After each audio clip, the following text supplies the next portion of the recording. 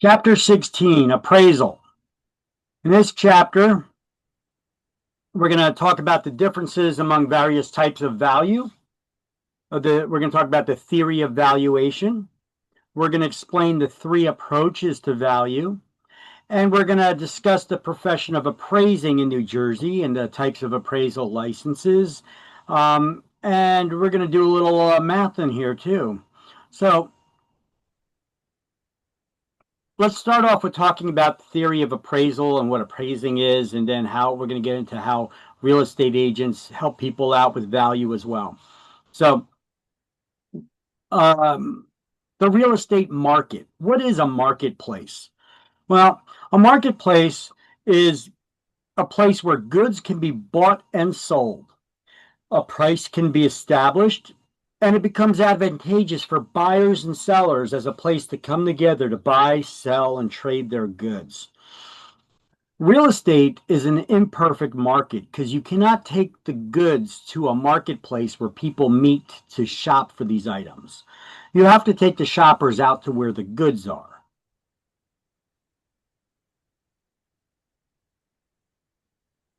So, in order for land to have value, it's commonly agreed that it possesses these 5 attributes.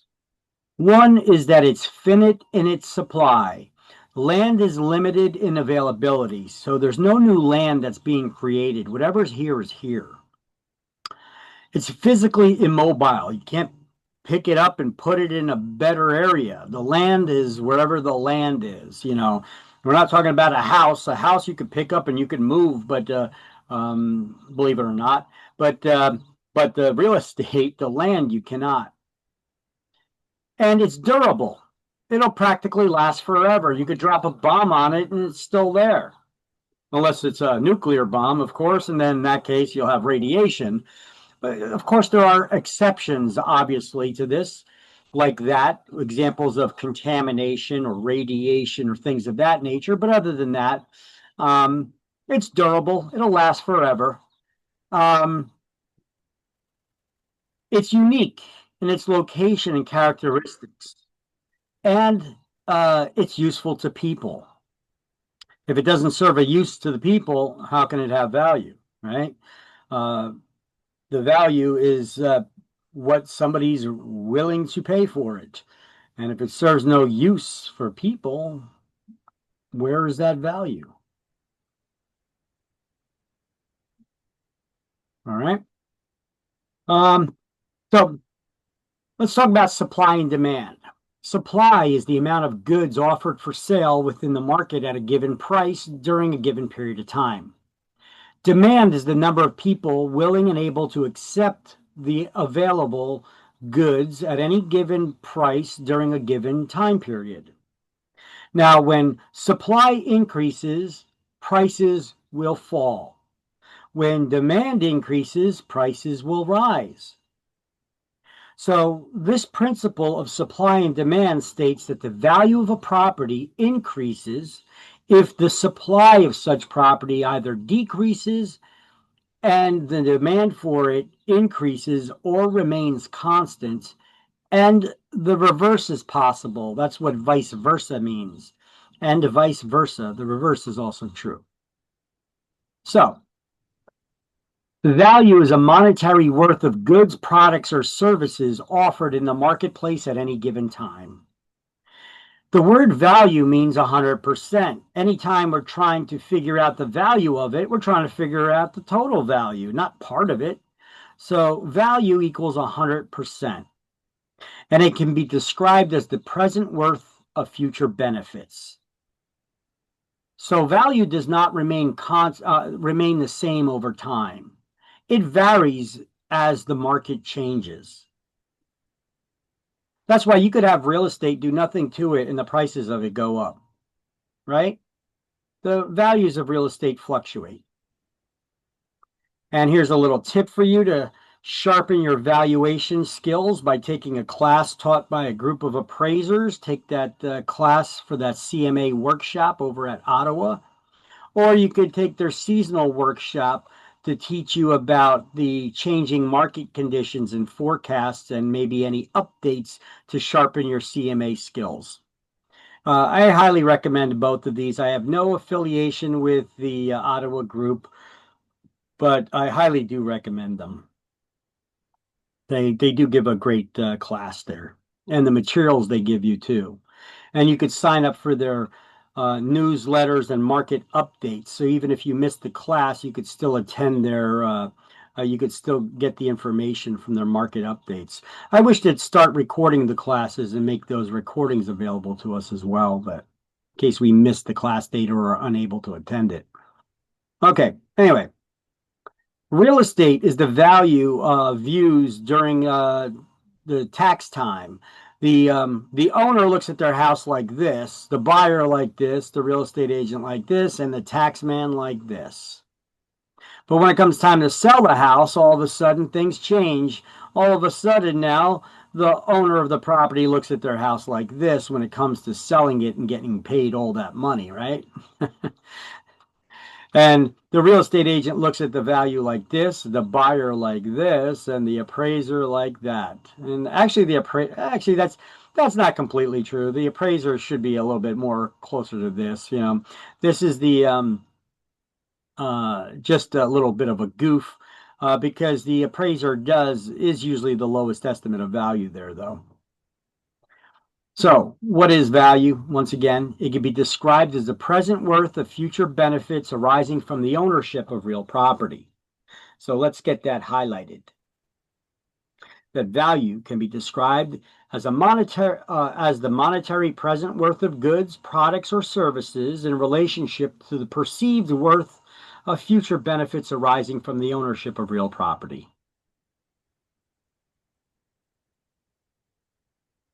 That's on page 306.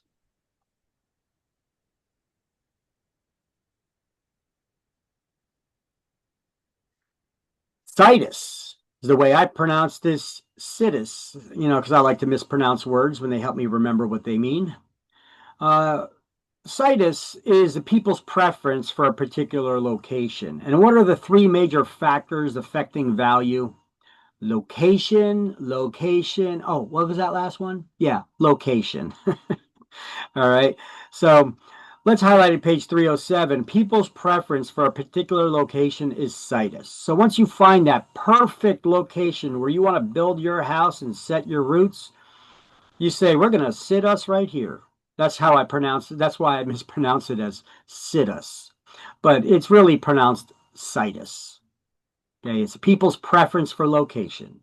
You'll need to know that for exam because this is a question I know we need to have the definition of this term on our exam even. So, okay. Everybody got that? Give me a second. I am.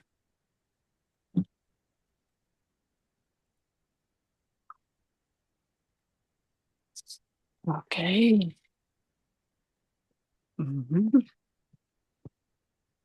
So, this picture right here, it comes from an archive. It's a famous photo. McClenny Family Picture Album about the Oklahoma land rush. When the government was giving away land, people can claim land.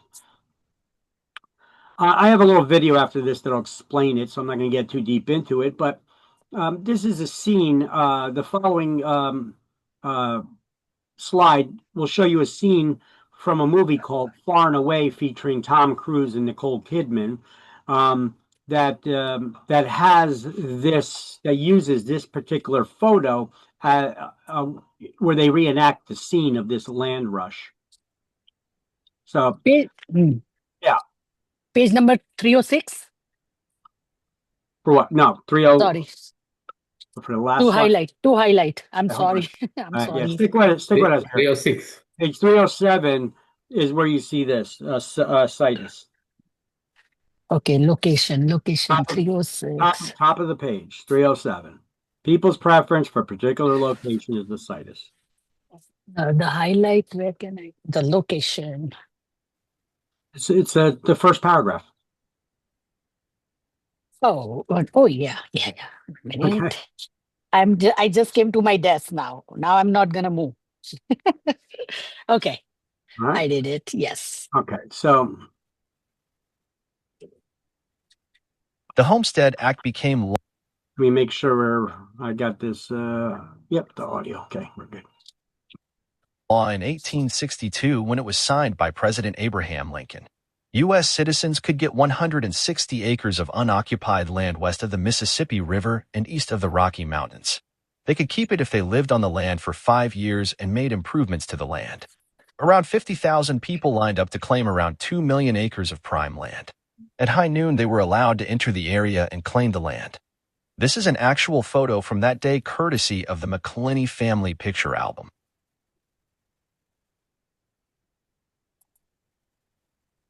Homesteading was a great opportunity for many people, especially immigrants just moving to the United States. Anyone who was over 21 years old could own land. This included former slaves, immigrants, and single women. Some people snuck onto the land early and hid in order to lay claim to the best areas of land first. These people were nicknamed Sooners. Today, the mascot for the University of Oklahoma is the Sooner. Around 10,000 homesteaders. Can you imagine the University of Oklahoma? Let me back that up. They use that as the mascot for their university. They call them the Sooners. So your college mascot is praising cheaters Oh. because they snuck on the land, right? Mm. Around 10,000 homesteaders settled around the area that is today Oklahoma City. The next day, April 23, 1889, the city was established with a population of over 10,000 people. It would later become the capital of the state of Oklahoma. Interesting facts about the Homestead Act and the land rush. Northerners wanted the land to be developed by small farmers rather than the large plantation owners from the South. They were afraid the plantation owners would use slaves to farm the land. There was an $18 fee to file the application to get a plot of land. Later Homestead Acts allowed for 320 acres in areas for dry land farming and 640 acres for ranching. By 1934, 270 million acres of land had been given away by the United States government. Homesteading ended in 1976, except in Alaska where it ended in 1986. In the book Little House on the Prairie, Laura Ingalls' dad claims a homestead in Kansas. The following is a reenactment of the Oklahoma land rush that happened on April 22, 1889. The movie is called Far and Away, featuring Nicole Kidman and Tom Cruise.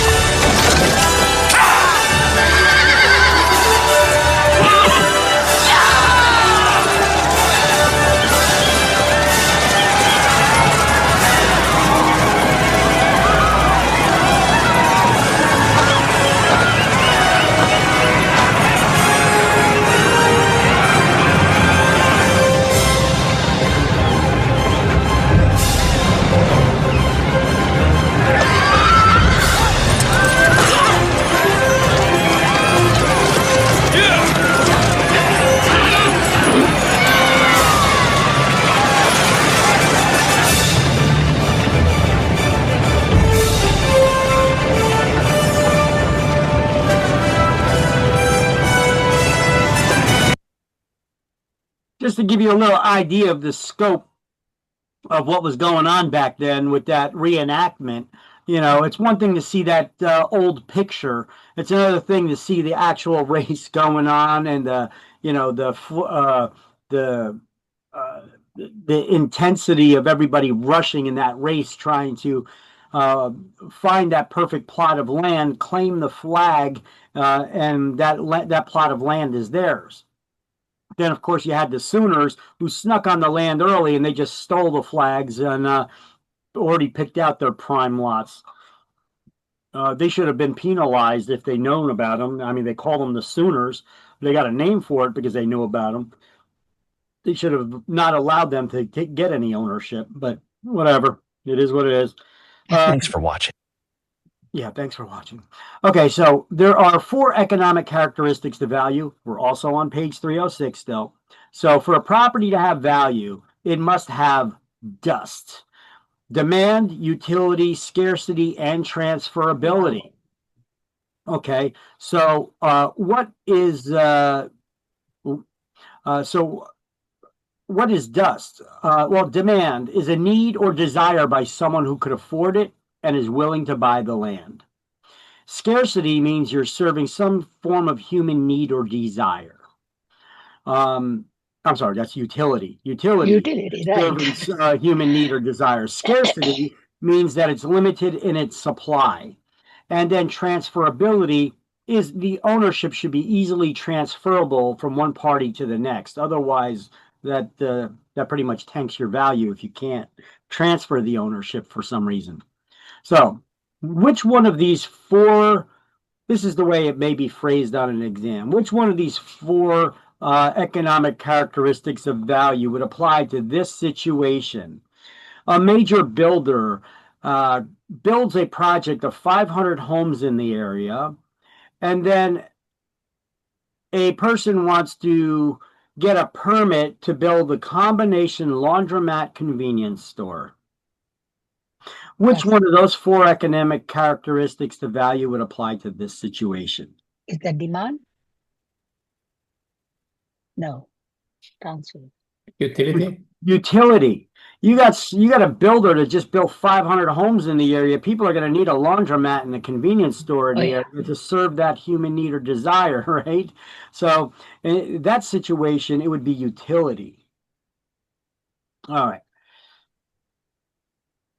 So what is an appraisal? It's an estimate or opinion of value that is based on supportable evidence using approved methods by somebody who's licensed as an appraiser.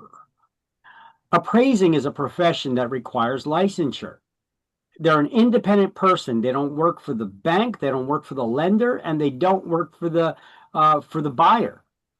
Now, the lender selects the appraiser, the buyer pays the appraiser, but they're an independent person, and their estimate of value is based on supportable evidence of recently sold properties that are similar, and then they make adjustments for the differences, along with some other things which are theories which we're going to be learning about right now, or on the coming slides. So the first part is we're going to go over the theory of appraising and valuation, and then we're going to get into the actual three methods, the three approaches to value. Okay. So you guys got these highlights? No, not yet. Yeah. Mark What it. are you waiting for? Come on. Ooh, Chop, chop. yeah.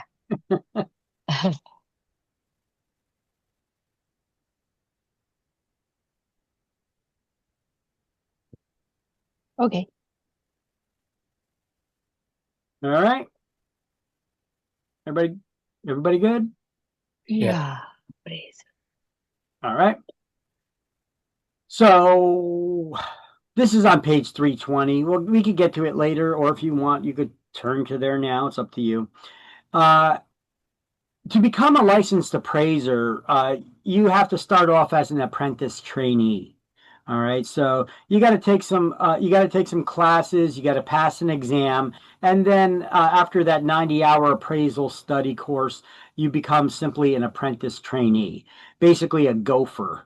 Where you're going to work under one of these other licensed appraiser types, and basically they need something, they tell you go for this, go for that.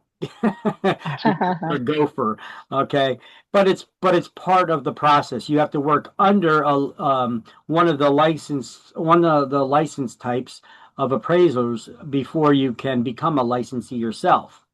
So an apprentice trainee, you got to take that 90-hour course and pass an exam before you can become an apprentice. So if you want to get to the next step and become a licensed residential appraiser, you got to take an additional 150 hours of classes and take 2,000 hours of experience in no fewer than 12 months or 1 year. And then you become a licensed appraiser who can only value residential property up to $1 million in value. Now, in order to value anything other than that, you have to be working under a certified general appraiser. So the next license type up from a licensed residential appraiser is a certified residential appraiser. Now, for this, they now require you have some sort of a degree, an associate's degree or higher. Now, a degree in what? It could be gender studies. That doesn't help you become a better appraiser. This is one of those political decisions where politicians after the mortgage market meltdown say, I put a more stringent requirement for licensure in place so that we don't go through this again. And it's a BS argument because, they require you to have a degree. A degree in what? Gender studies? How's that going to help you to be a better appraiser? It's not, But if you don't have a degree, applicants without a degree may substitute at least 21 semester credits in either English, economics, math, business, or law courses. The student must also complete 200 hours in approved appraisal courses and have 2,500 hours of experience in a period of not less than 24 months, which is 2 years. And certified residential appraisers have no limit on the value of the properties that they appraise, but they could only appraise residential 1 to 4 families or zoned properties that they could access, or residential properties only. Excuse me. Yeah. So before you put your house on sale, if you want to sell the property, you have to appraise No. How No. you? Why do we get appraisals done? That's going to be a question that's coming up a little bit later in this chapter. But why do we get appraisals done? As a real estate agent, I wish before you put your home on the market for sale, you'd get an appraisal from a licensed appraiser. And then you'd be begging me for my valuation that I give you, because it's probably going to be even higher than what the appraiser gives. Because appraisers use facts and statistics, and they don't care how much money you need to get or what your BS excuse is for why you think your home is worth more than everybody else's. They base it on supportable evidence, and they come up with their own thing. They don't ask you how much do you think your home is worth. They don't care. They're going to tell you how much it's worth based on provable, repeatable evidence. Wow, right? What does that mean? What does that mean? Well, how do we come up with value of something? Market value. Means how we come up. Yeah. What is value? Value is based on what somebody's willing to pay for something, right? Right. Mm-hmm. Do you have all the cash necessary to buy a house, or do you get a loan? Loan. Okay, so is a lender going to lend you more money than the home is worth? No. So you need to get an appraisal from a licensed appraiser that tells you how much it's worth. And it doesn't matter what kind of ridiculous offer that you made on a property, you're not going to get a loan for that amount. Now, if you want to be deep in your pocket and pay more than an appraiser says that it's worth, you're more than welcome to do so. And then you could help raise market values by doing that. Oh, okay. This is the way market value goes up. Somebody either was told how much a property is worth and they get a loan for however much they could get a percentage of that home's value minus your down payment. And then if you wanted to overpay, you could pull more money out of your pocket and pay the difference. Or if you're buying all cash, you could overpay, and then that increases the values in that area. But an appraiser is using supportable evidence to determine the value. They look to see what other homes in this neighborhood, like this one that you want to purchase, has recently sold and how much did it sell for. And based on that, that's how much your home would be worth. I see. Now, 2 homes are not exactly alike, but that's where the appraiser has to make adjustments for the differences. And there's ways to do that, and we're going to learn some of those ways. Now, But then that means we should not go through the appraisal thing, right? We just I wish you would get an appraiser instead of me giving you a CMA. I go to me as a real estate agent, I go to a homeowner and tell them how much their home is worth, and then they give me all kinds of attitude about why they think they got a mansion they're living in that's worth so much more money. And then I'm like banging my head against the wall trying to convince them that their home's not worth that. There's nothing in this neighborhood that is sold in that price range, and things that have are not comparable to your property, or your property's not comparable to them. So people look at people when you're looking to sell your house. Often you look at the comparable properties. You try to find the highest price home that is sold in this neighborhood, and then you're like, that's how much I want for my house. But wait a minute, are you comparing apples to apples here? Are you comparing the same thing? That house is much, much bigger than yours. That house was just built. It's brand new, where yours is 20, 30, 50 years old. Are we comparing the same thing here? You have to make adjustments for the differences. So let's start off by pricing a home by selecting similar properties and then making adjustments for the differences. We're going to get into that later. Right now, we're just talking about the types of appraiser licenses that are required for you to But now I got the idea. Okay. I got that. Yeah.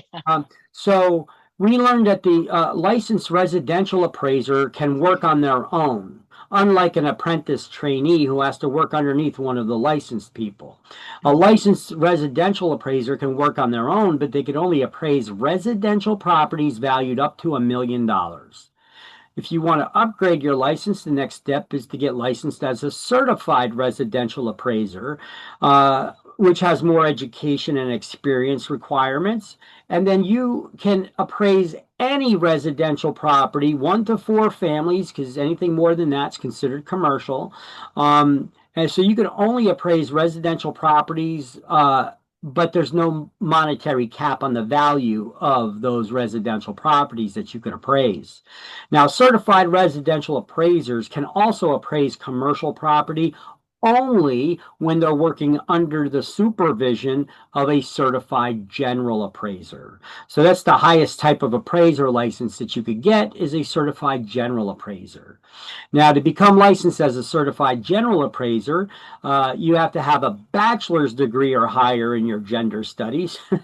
An applicant without a degree may, I was kidding about the gender studies. I'm just giving you an example. There's no requirement on the type of college degree you need to get. But an applicant without a degree may substitute 30 semester credit hours in courses mentioned previously up here, as well as 2 elective courses in accounting, geography, AG economics, business management, or real estate, in addition to 300 more hours of classes and an apprenticeship of 3,000 hours over a period of 2.5 years or more, with at least half of that time being appraising non-residential properties. So unlike a residential appraiser, certified general appraisers have no monetary caps or limitations on the types of properties that they can appraise. In any instance, doesn't matter which appraiser license you have, everybody must complete a 15-hour national USPAP course. That's USPAP is an abbreviation for Uniform Standards of Professional Appraisal Practice. I could liken it to the Realtors Code of Ethics class that we take when we become members of NAR, the National Association of Realtors. Even though they have nothing to do with our licensing, this is a requirement for appraiser licensing. They take that USPAP course, the Uniform Standards of Professional Appraisal Practice. I liken that to taking the Realtors Code of Ethics training class that you take as a licensed salesperson or who's a member of the Realtors Association. So that's my notes down here. Real estate agents become members of NAR, and appraisers become members of a group called MAI, the Members of the Appraisal Institute. That's what MAI is. NAR members must take the Code of Ethics training class every 3 years. Well, members of MAI must take a 15-hour National USPAP course every 2 years. So for a better understanding of this, what NAR is to us as real estate licensees, MAI is to appraisers. And what the Code of Ethics is to us, USPAP is to appraisers.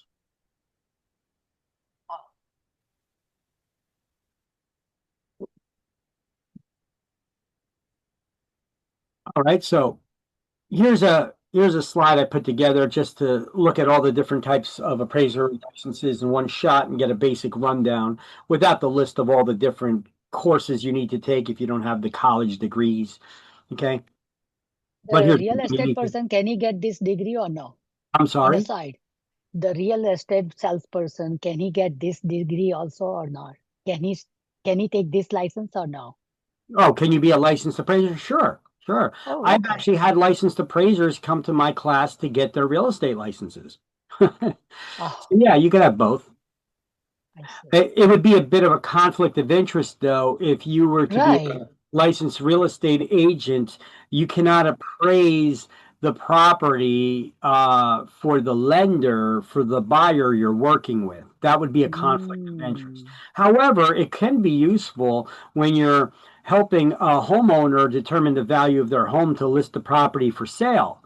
You could say, listen, I'm a licensed appraiser and or certified appraiser, whichever license type you have. You could say, listen, I am an appraiser. I'm licensed as an appraiser, and this is what I would appraise this property at. So I don't suggest that you list it for more than that, because any buyer that's going to come in, they're going to need to get a loan from a bank and or a lender of some sort, and that lender is not going to lend you more money than what a licensed appraiser is going to tell you that it's worth, because that property is to serve as collateral for the loan. So they're not going to lend you more money than the house is worth. They're not going to lend you more money than the collateral you put up, right? And how do you put up the collateral? Well, you're pledging that property as security for the loan. And if you default, you're saying you could come foreclose on me, sell the property at auction. Okay, so MAI, we need to know, are members of the Appraisal Institute, and USPAP is the Uniform Standards of Professional Appraisal Practice. You're not going to get these on school exam, but on state exam, you'll usually get some sort of question about it. Oh, Okay. And that 15-hour National USPAP course needs to be taken by appraisers every 2 years. so not in the school exam, but in state exam, some kind of question gonna be there, right? Yeah. Okay. Now, appraiser, now, as long as you see MAI or USPAP, as long as you could relate it and remember it has something to do with appraisers, from my understanding, I don't know what the question is, but from my understanding is when you see MAI or USPAP, as long as you know it has something to do with appraisers, you'll get it right on exam. At least that's how it's been explained to me. I had a student that said that there was a question about these, but they forget what the question was. But they said as long as you know it has something to do with appraisals, you'll get it right. Okay, so these are the license types. Once again, you start off as an apprentice trainee, then you graduate up to a residential appraiser who can only appraise residential properties up to $1 million. I shouldn't say under $1 million, I should say up to. Let me correct that. And last screenshot also, one error I found it. It was not a big thing, but I found something last page. Up to $1 million. What? This one? Yeah, here, see the Uniform Standard of Professional Appraisal Practice, off and professional, no space. The fourth line, second paragraph, second line. What's Uniform Standard of Professional Appraisal Practice. Appraisal Practice. where you see where my mouse is? Is it up? Second paragraph. Oh, you're talking about in the book. Okay. Well, Yeah, in I the can't book. I'm edit that. sorry. I got no control over that. Yeah. Oh, okay. Yeah, that's the book manufacturer over here with their funky font. Yeah, they didn't put a space in there. Oh, I Yeah. thought you also can tell them to fix it. Yeah. That I thought. Well, yeah, I'm going to be submitting, updates for them and changes of things. Yeah. Um, But it's not a big thing, this one. yeah, I'm yeah. just letting you know. I seen they did this quite a bit in the book. I haven't Right. been making notations of that. I've been more making notations about the wrong answers and poor Oh, okay. explanations, But these are problems for them. I'm not giving them a total edit and rewrite. You That Yeah, happen, right? yeah. Yeah. Okay. Okay, and then we have the certified residential appraiser, who can appraise any residential property, no matter the value of it. And they can appraise commercial properties when under the supervision of a certified general appraiser. Certified general appraiser can appraise any type of property, residential or commercial, and there's no dollar limitation on the value of property that they can appraise. Now, any appraiser that's going to be doing appraisals for buyers that are getting FHA type loans has to have a special designation on their license that they took a class teaching them about because there's different things that they need to add to their appraisal when the buyer is getting an FHA loan. So they have to have this designation class that taught them about doing those appraisals differently. Okay, so the FHA loans require an appraisal to have that special designation on their license in order to do appraisals on FHA loans. Okay. Now, if you want more information and you want to become an appraiser, you could go to njconsumeraffairs.gov/REA. Let me click on it. It's been a while since I have. Let me make sure it's a real. Yeah. So, It's working yeah, it now. is. It's that link still works. Okay, Uh-oh. it takes you here. That's nice.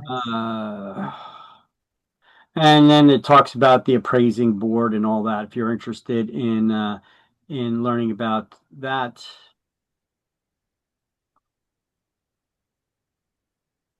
Okay.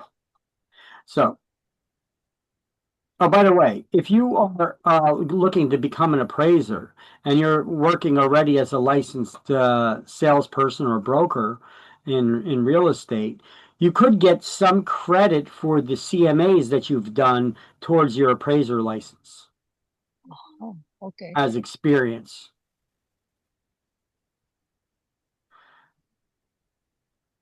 All right. So let me ask you a question real quick. What kind of license is required to do an appraisal? Appraisal license. What kind of what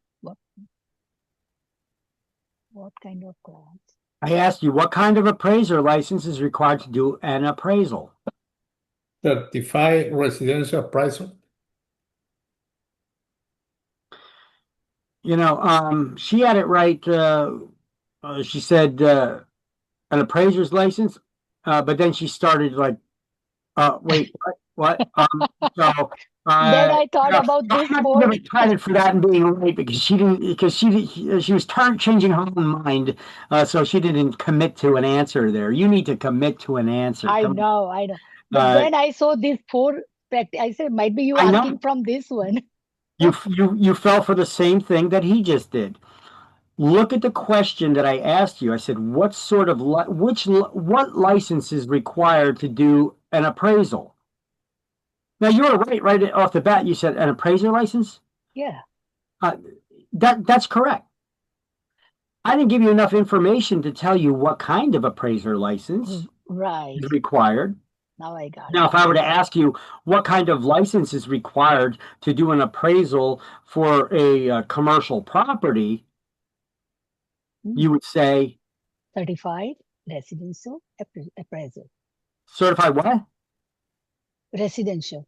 No, for commercial property. What kind of a license is required to appraise a commercial property? General appraiser. Certified general appraiser. And if I ask you what sort of license would be required to appraise a residential property valued over $1 million, you would say Over $1 million Certified licensed residential residential appraiser. or Certified general appraiser, either one, Well, either one. right? Over a million, right? Over $1 million, correct. So if you get a question, what sort of license is required to appraise a property valued at $1.2 million that has 4 residential units and 2 storefronts?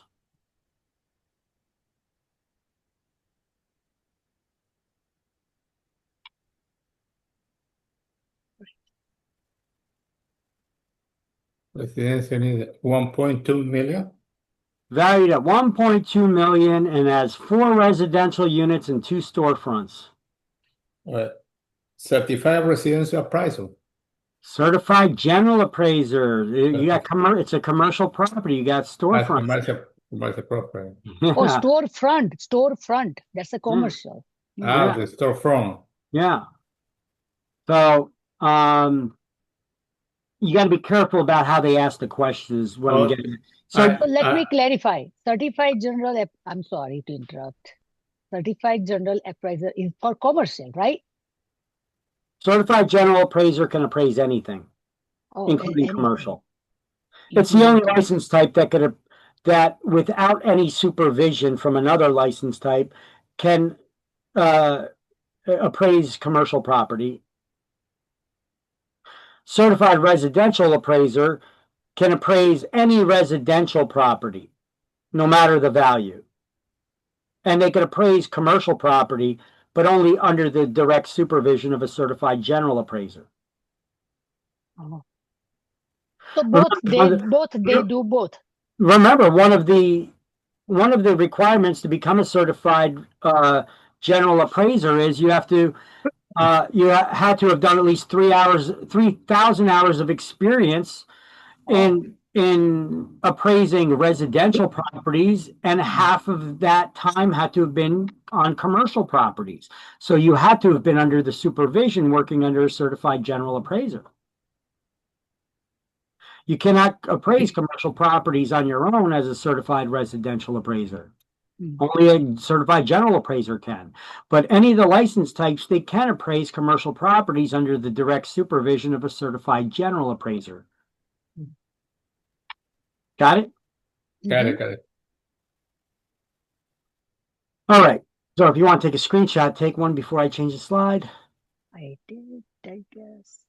And I know this slide is coming up again, so I'm going to take a screenshot of this slide, and I'm going to go replace the other slide that's towards the end of the slideshow here somewhere. Towards the end of the chapter when it comes up again.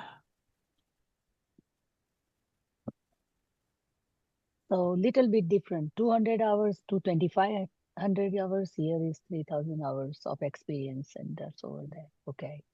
And this is probably with no monetary caps on it. All right. So market value is the price that a ready, willing, and able buyer who's not forced to buy will pay a seller who's not forced to sell. It's the most probable price the property will bring. It's based on supportable evidence. Payment has to be made in cash or its equivalent, like a mortgage loan.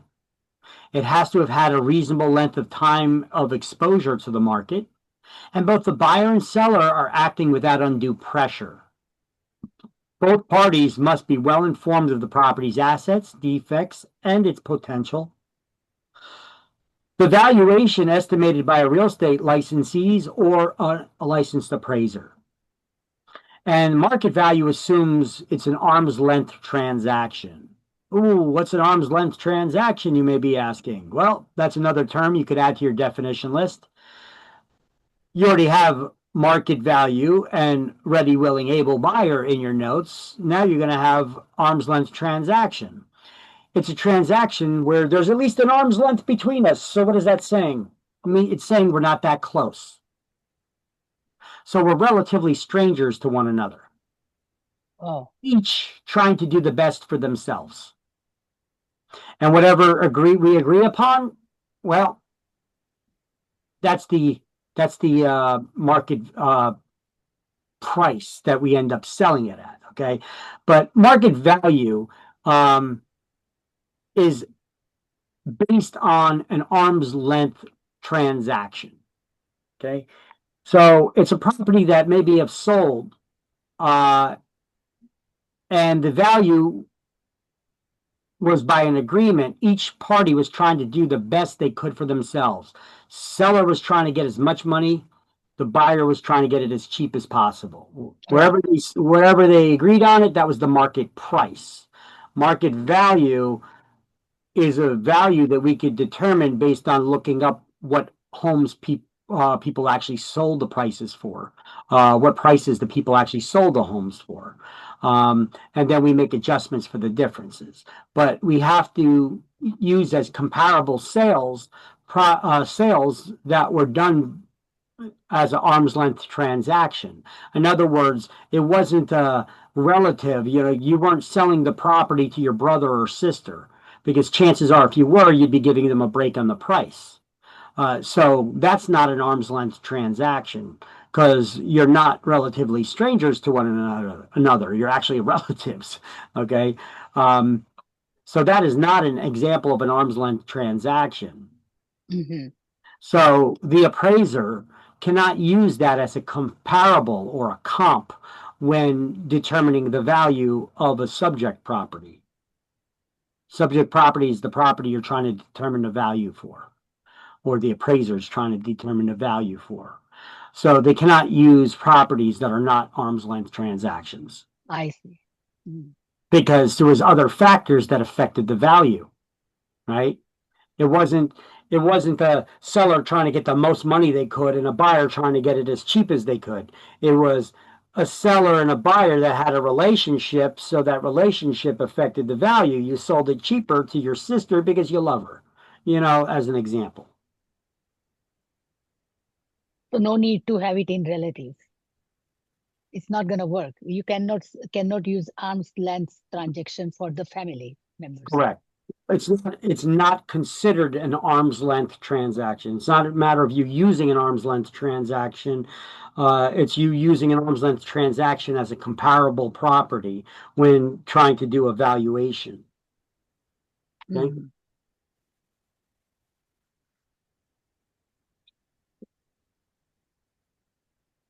So let's do some highlights now. On market value, the arm's length transaction, and what market value versus price is here. Market price is what the property actually sells for. It's the selling price. In a perfect world, the market value and the market price are one and the same. The market price, though, is what it actually ends up selling for. Market value is what the properties, where we're trying to determine a value based on others that have already sold.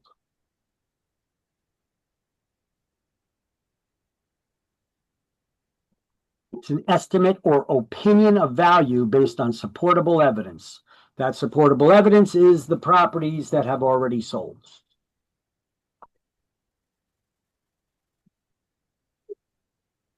No.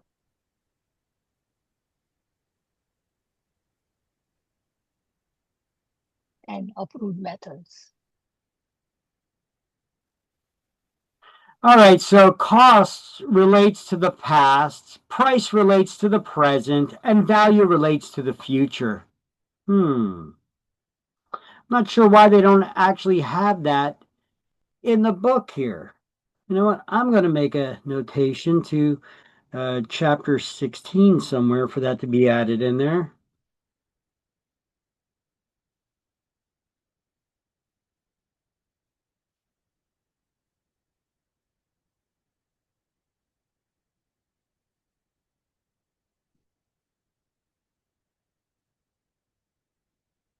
All right, so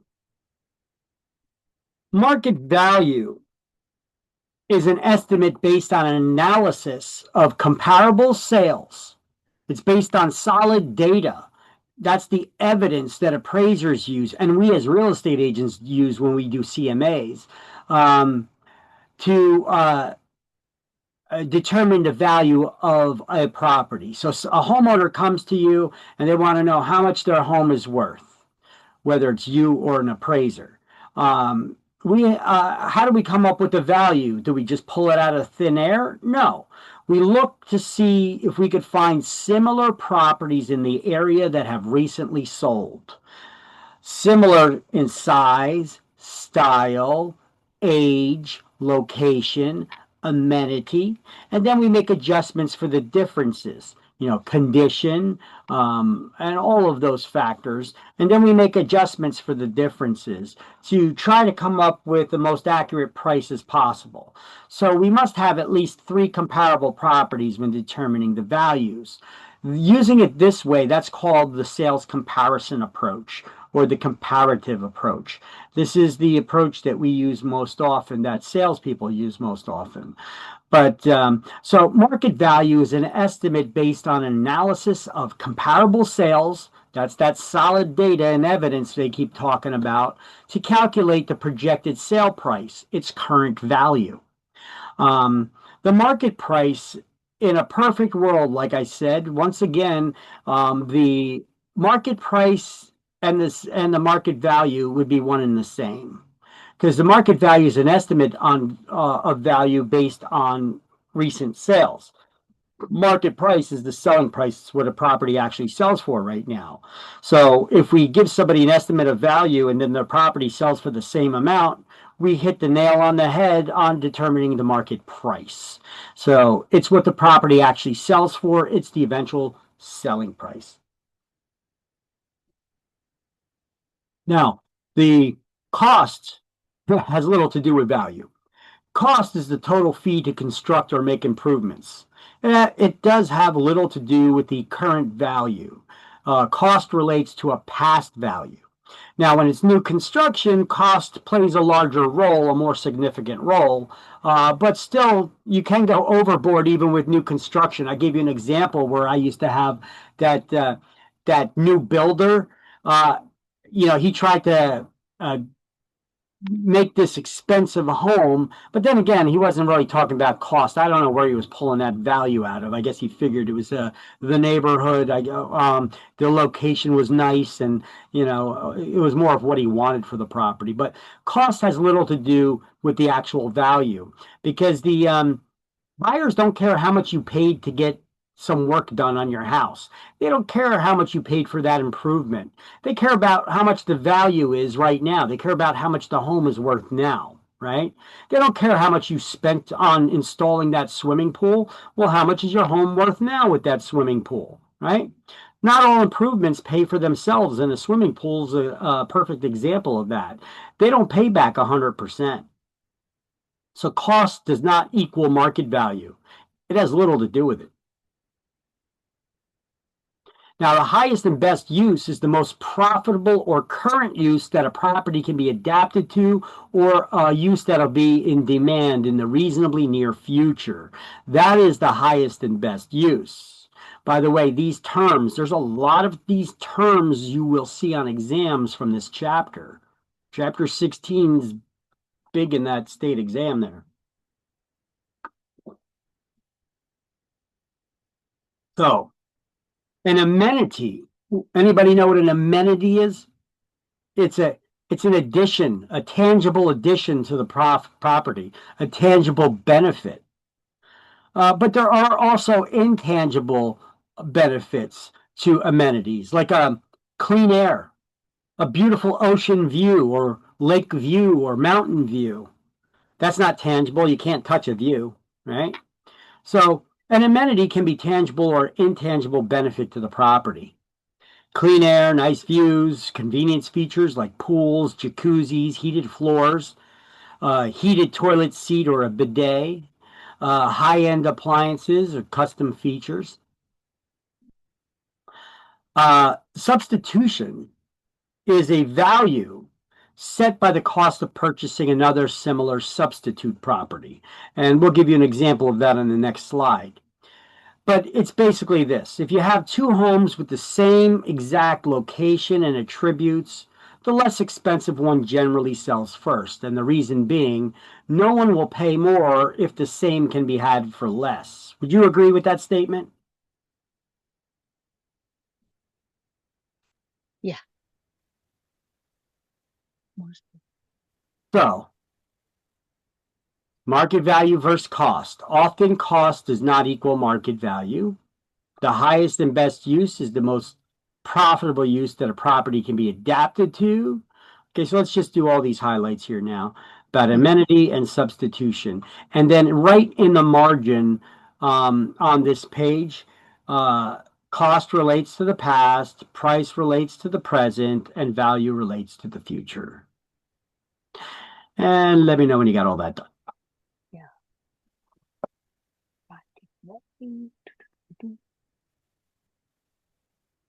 That's on page 308. Mhm.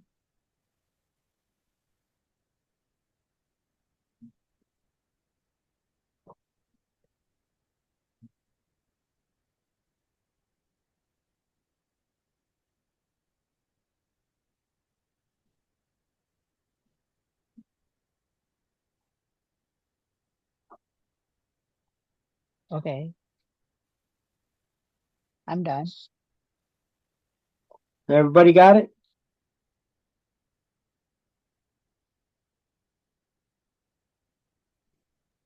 Yes, I Also got use the it. past, price, present, value, future. All right. So here's an example of substitution. You got a property number 1, 2, and 3.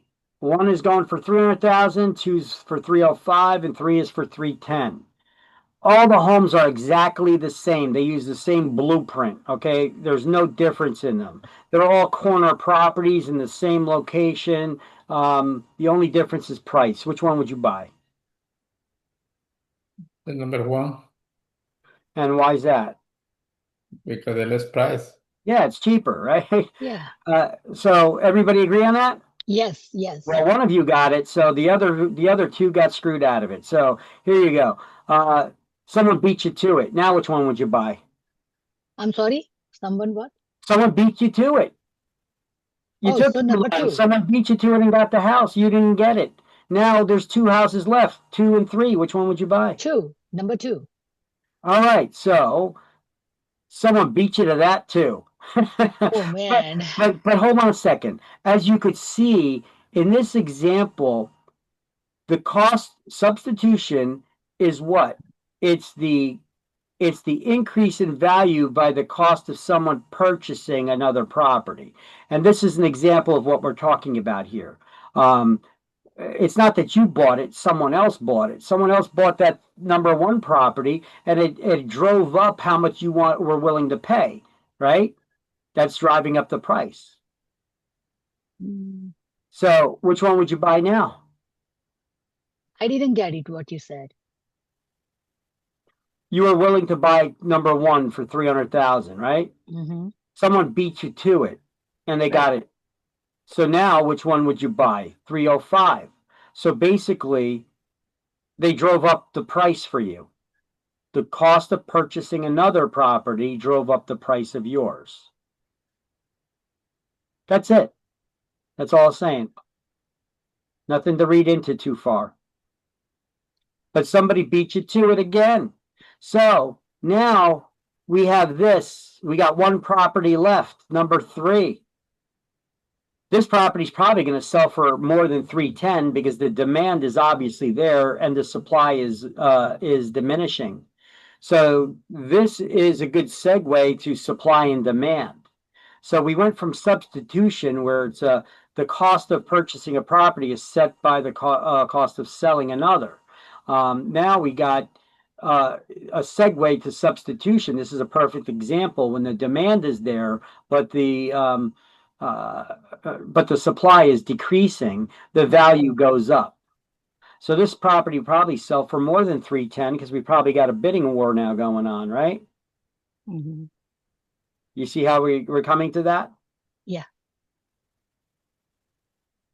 So these are some of the theories: supply and demand. The value of a property increases if the supply decreases and the demand increases or remains constant, and vice versa. The opposite is possible. Conformity tends to stabilize values better. If all the properties in the neighborhood are the same, the values tend to be more stable. versus when you got people, you got a residential house next to a commercial property. These are not conforming to the neighborhood. The values don't tend to be so stable. Or if you got different styles of residential, you got a Cape Cod next to a split level, next to a Victorian, next to a storefront, next to another type of property, an apartment building. Those neighborhoods don't tend to maintain values very well, where all the properties are not conforming, where you got Right. all this difference of all these different structures there. This is why in condominium complexes, they don't want people changing the front of the building. They want everything to look conforming so it maintains its value better. They don't want people painting their front doors bright red or orange or putting out their own decorations to make their home look unique and different than the others. The reason being is because then it screws up the values of the neighborhood. It does not tend to maintain values as well. Then we got the theory of regression. Regression and progression. The example of regression is values drop in a neighborhood when the neighborhood around you falls apart and all the homes are not being maintained. Even if you have your house, right? Mm-hmm. And you're maintaining your house, you have a beautiful house. The landscape is perfect. But all your neighbors' homes, they're losing them due to foreclosure or whatever it is. So they're unkept. The grass is overgrown. The houses are even getting boarded up in the area. But you got that one beautiful manicured home in the neighborhood. But all the other ones now got spray paint on them, and they've got boarded up windows, and they've got overgrown grass. Are they dragging down the value of your home? Property down, value down. Yeah, Right. but you're maintaining your home. Mm-hmm. Doesn't matter. Doesn't matter. Yeah. So progression works the same way. Your house could be the biggest piece of crap on the block, and all the homes around you are building up. They're improving them. They're maintaining them. They're raising the value of your piece of crap house that's unkept, not maintained well, because the theory of regression and progression works like this. All ships rise with the tide, and all ships fall with the tide. That same principle can be had with progression and regression. When your neighborhood around you is improving, it'll lift up your value of your home too. Now you can have people knocking on your home, on your door, wanting to know if you want to sell, right? Whereas, if the neighborhood around you, everything's getting foreclosed on, boarded up, or just the neighbors don't care, they don't maintain their properties well, even Regression. maintain yours well, they're dragging down the value, like all ships falling with the tide, So you could look at that as a comparison. They say opposite, regression and progression. That's regression and progression. Yeah. Can we say, before I forget, can we say today, as per today's market, North Edison or entire Edison, I think, is can we say like property increase, the supply and demand, like supply decreases because the demand increases, right? For Edison. It could be. Yeah. Or maybe not a lot of people are looking to sell their home. There could be a lot of reasons why the inventory is not there. Right. But if the demand is there, but the inventory isn't, what's that going to do to price when that home hits the market? Everybody's going to want it, right? Mm-hmm. Or you're going to have more people that want it. So that's going to be a boom to your value. That's true. So right now it's very high prices. Anticipation is another theory that appraisers have to take into consideration, that values can be affected by anticipation of something happening in your neighborhood. Did you guys hear what they're building down the street over here? No. Did you guys hear about that? What they're building down the street over here? That's anticipation. Oh. All right. in anticipation. What's getting built over there? Yeah. Now, in anticipation of something happening, property values can be affected, whether it's something positive or negative. Property values can be affected by anticipation, and it is a real thing. Even though it may not be tangible at the moment, people thinking about something getting built there, it could affect the values of the property, whether it's positive way or negative way. If So it's positive, value is going to be high, right? Property is going to be high. Value. yeah, I'm going to give you some examples of this too. Okay. So, any new industry moving in or out, improvements that may be proposed, market changes, etc. But that's basically gambling.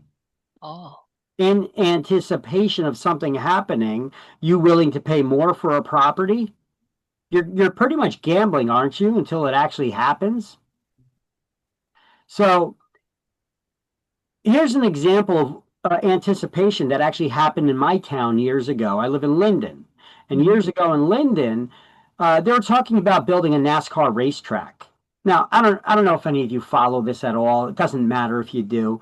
But if you are familiar with NASCAR, you know it's a racing, car racing. You know that there's a lot of fanatical fans that follow it, right? Um, Anytime, any place in the United States where there's a NASCAR racetrack, the hotels in the area get booked a year in advance before the race. You know, oh, there's a huge economic boom to the area and the towns around it, even from all the people that come to see those races, where they'll now be dining in restaurants or going and shopping and doing the purchasing of stuff. So there's a huge economic boom to the community that has a NASCAR racetrack anywhere where there's a NASCAR racetrack in the United States. So they were going to build a NASCAR racetrack. They proposed building a NASCAR racetrack in Linden. And in anticipation of that happening, people were tripping over each other, trying to buy previously worthless land that was basically floodlands. It was marshland that was near the wetlands, where the proposed build site was for this racetrack. I have a couple of examples of this here. Here's the Linden actually has a lot. I was totally unaware of this. That my town, Linden, I thought NASCAR started down in the South. That was the southern states. Those things, but it's pretty interesting. Some of the first NASCAR races actually happened right here in Linden. wow. At the airport. The airport itself they used as a NASCAR racetrack. Look, here's some historic photos somebody put up about raceway history here. In 1949 through 1954, that the Linden Airport served as a NASCAR Grand National racetrack for their running their events. Here's one that happened in 1954? Linden sports car races. Look at that. 50 cents admission ticket. Oh, Prices were steep. 1954, right? Yeah, 1954. Oh, 50 cents. Well, actually, here, this one's showing 1950. Okay, 1949 to 1954. Yeah, I'm not sure when this ticket was from. I don't know if there's a date on it there. So here's from 1950. Here's showing you a race from 1950. Here's the airport. You can see one runway here. Oh, I'm sorry. One runway here. And another runway here. Actually, it's not there yet. Yeah. It's not there now, right? No, it's still there. The airport is still there. It looks exactly the same, except some of these roadways lead off towards where the airport hangars are, and where so you got your main runways, but these were like the streets that ran around the runway. It ran partially on the runway, and then it turned off the runway. This is the turning of that track, okay? And they used to have here's like the grandstands where the seats were for the people who could watch the race all the way around from this location. So, and here's a list. I can't even read this unless I blow this up, but here's a list of all the drivers from this 1950 NASCAR race that happened in July 9th, 1950.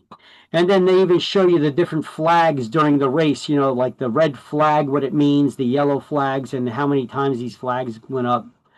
Here's this race in 1954. Here's an actual picture of people sitting in the grandstands.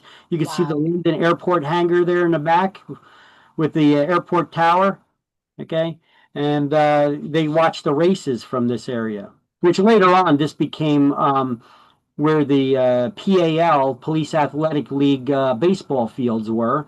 And since then, they've been torn away, and now a strip mall has been built there. And they call it, what do they call it? Mhm. Has something to do with the airport. Anyway, they have a mall there now in Linden. So look at all those Wow. race cars. Wow. It's like a bug car. Yeah, Bug car, right? well, we got all different kinds of cars here. There's Different kinds of. some kind of 50s, early 50s Chevy, and there's all foreign Wow. cars. There's all kinds of cars. Yeah, NASCAR is yeah. basically you take some people call it stock car racing. You take these stock cars and then you soup them up and then you race with those cars. That's why they look like regular cars that were just painted up with numbers on the sides of them and such. This ended up being the winner here. Look at him right next to an airplane. Yeah. That's Al Keller. He raced the NASCAR Strictly Stock Grand National Series from 49 through 56. 29 races. Okay, he started in. Yeah, here we go. Sunday, July 25th. Look at that. Noon till dusk. Noon till Dusk. No, dusk. DUS. No, not dusk, right? Yeah, DU. dusk. From dusk till dawn, right? Yeah. Yeah.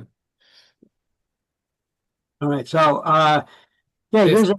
here's the actual Wow. photos. You could still see the airport there. You see the runway. Wow, yeah. They ran it, all those things. They're still there right now. Okay. Mm. So let me click on that other link from the slideshow here that shows what the plan was. I found a blog that spoke about this. Mm. And here we could see that NASCAR, let me see. So with a proposal from NASCAR Racing at the Meadowlands making little headway, a developer is pushing to build a racetrack in Linden.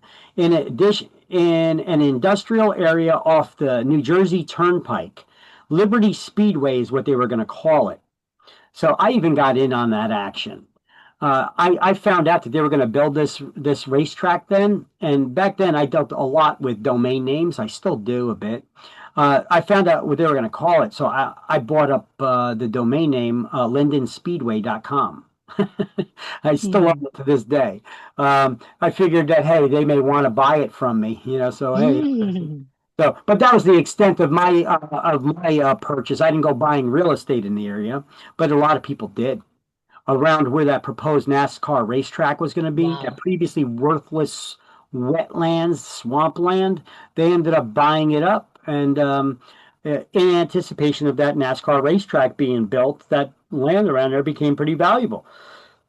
So, in addition to the speedway, they were going to include a 100,000 seat grandstand, expandable to 140,000 seats on the .92 mile speedway in accordance to NASCAR regulations. They were going to build a 400,000 square foot entertainment center and a 20-story hotel and conference center. The developer, Morton Salkind, who has included a number of celebrities and politically connected people on the project, among them actor and race car driver Paul Newman, race car driver Mario Andretti, and a political operative that worked with the news networks, I think CNN or MSNBC, one of those, the James Carville. He's one of those Democrat pundits. So basically, all they needed to do, they got the approval from the Linden City Council to build this racetrack on a 140-acre site off the Arthur Kill, the old GAF property down in Tremley Point at the end of Wood Avenue. So he recently took his $401 million proposal to the Linden City Council, who then approved it. However, they couldn't get NASCAR to approve one race. because they said their schedule was booked up with races. Oh, So because of that, what is a racetrack? What is a NASCAR racetrack without a NASCAR race? It is just a racetrack. So they scrapped their project. New Jersey has enough racetracks. We have other racetracks that are just racetracks with no NASCAR races at them. And those things are long gone already. Maybe one of them is still hanging around. So they scrapped this project. But it was a good idea because the closest other racetrack, NASCAR racetrack, is at Watkins Glen Pocono Raceway and Dover International Speedway. So this would have actually been a great attraction here to the area, but NASCAR couldn't sanction a race, so it went away. But this is just to show you that anticipation is a real thing. In anticipation, people started buying up this worthless land. It is gambling. Now they bought up all that land. Now they're stuck with it. They didn't build a raceway. So now they got that worthless land that they own. I told you I got in on the action, but I didn't buy land. I bought a domain name that I'm stuck with. But I bought it for $9, $10, whatever. wow. So how openly they do it? huh? How openly they do the track race? They canceled it. They scrapped the project here for the Okay. racetrack. They didn't build it. Oh, sometime I see so many spots. This race car in Metuchen lineup. Metuchen. Yeah, Metuchen. Well, Metuchen doesn't have a racetrack. No, but I see so many auctions car over there. Oh, lined up over auctions. Auctions. Well, that's a little bit different. there. That's totally different than this one. When Yeah, I saw the yeah, yeah, that's different. okay, that's Yeah, these are NASCAR racetracks. It's stock car racing. Mhm. All right, so theoretical principles of value, increasing and diminishing returns. Okay, let me give you an example. You buy a house, it's in desperate need of a kitchen makeover. The current kitchen is not usable. It is decrepit, old, crumbled down, rotten, rat infested, whatever. It's a horrible kitchen. It needs to be remodeled. Okay, it needs to be gutted and redone. Now, any improvement that you do, you'll get your money back on up to a certain point. There is such a thing as overdoing your remodeling, your makeover. You start going extreme with that kitchen makeover, your return starts diminishing. So up to a certain point, you do an improvement, you'll get all your money back. Now you start going extreme with your kitchen makeover, so up to a certain point, you'll get all your money back on doing that remodeling job. But now you're starting to go extreme on your makeover. So anything you do over this, your return, you may still get some return on it, but your return starts diminishing. The more money you put into it, you're not getting all your money back out of it. Right. Okay. That's what an increasing and diminishing return is. Okay. So contribution. Okay, whether you put a contribution to do an improvement on your property could increase the value if you do a contribution and put money back into your property. And how you're contributing that money, how you're using that money can affect how much it increases the value as well. The absence of any improvements could actually decrease the value. Or what about competition? This isn't as much with residential real estate as it is commercial. Profits attract competition. For instance, I remember when I first opened my office at its current location, there was no place to eat. There's all these industrial. It's in an industrial area. There was in the immediate area. You'd have to drive a couple miles away to get a quick bite to eat or something. There was really nothing immediate in an immediate area to grab a bite to eat or drink. But then they built a Quick Check, and across the street they built a McDonald's. And now these places are swamped during lunch hour and the breakfast hour, right? Now, what happens anytime you build a McDonald's? What do they usually build right next door? Uh, What do you grocery? what do you always see next door or across the street from a McDonald's? You see a Burger King, right? Ah, Or some other thing, a Taco Bell or some other Wendy's or something, So profits attract competition. So when there's nothing there and then you build something and then it gets killer business, or competitors see this and now they move in somewhere in the area because they want a piece of the pie. Okay. mm, Profits attract competition. Excess profits attract ruinous competition. So that needs to be taken into consideration by appraisers too. They also need to take into consideration change because things change in areas, whether it's the local market conditions, whether it's the jobs or the politics of an area, the over-regulation, crime rates go up or down, taxes, improvements, any contamination, the local industry.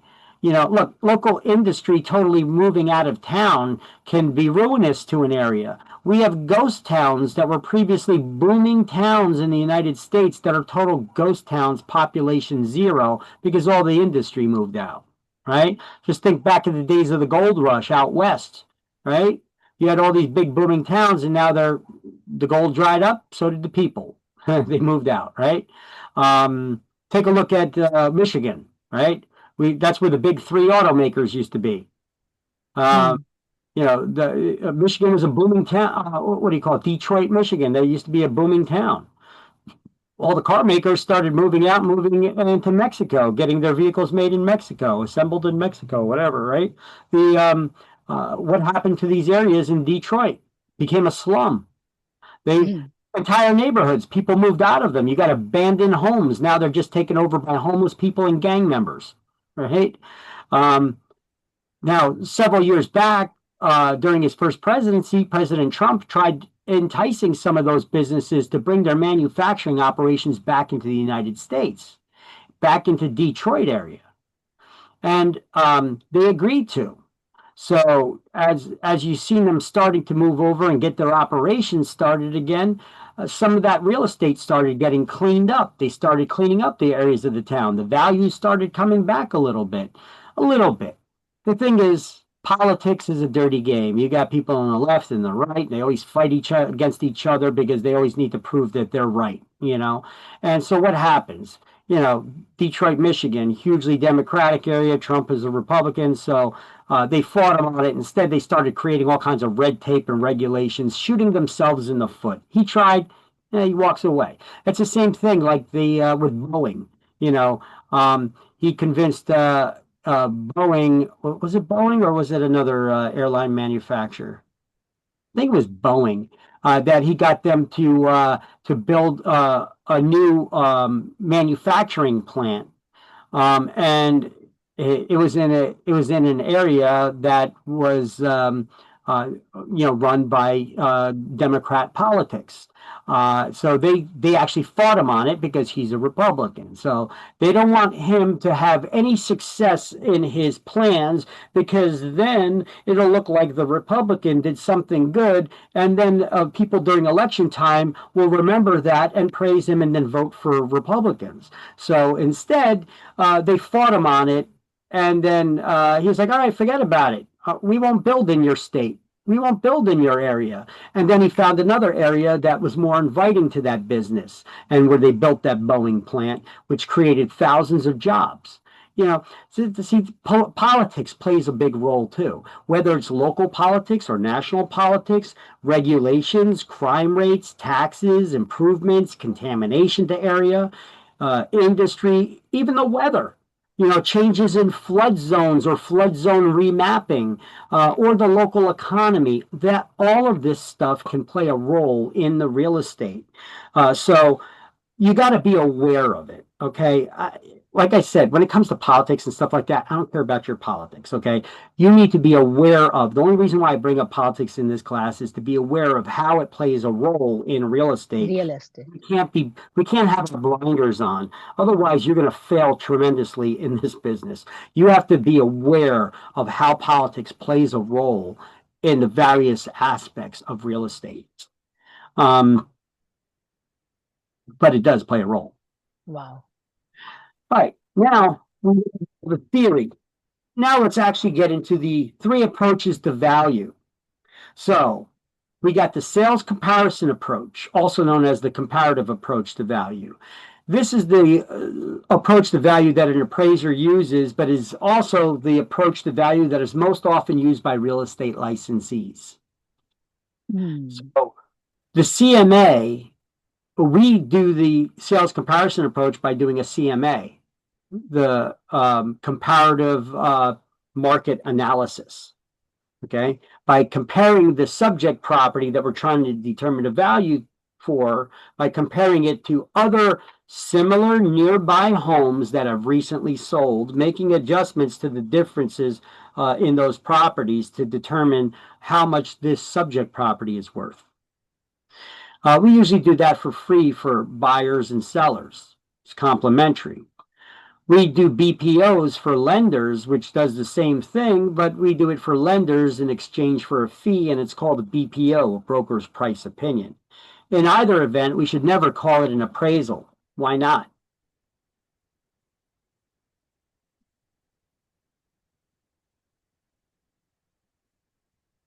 I'm sorry. Why don't we call what we do, the CMAs or BPOs, why should we never call it an appraisal?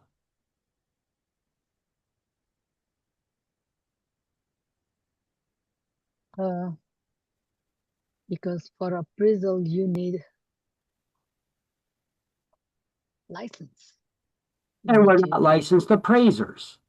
So we cannot do appraisals. So we cannot call the valuation that we do an appraisal because we're not licensed appraisers to give Right. appraisals.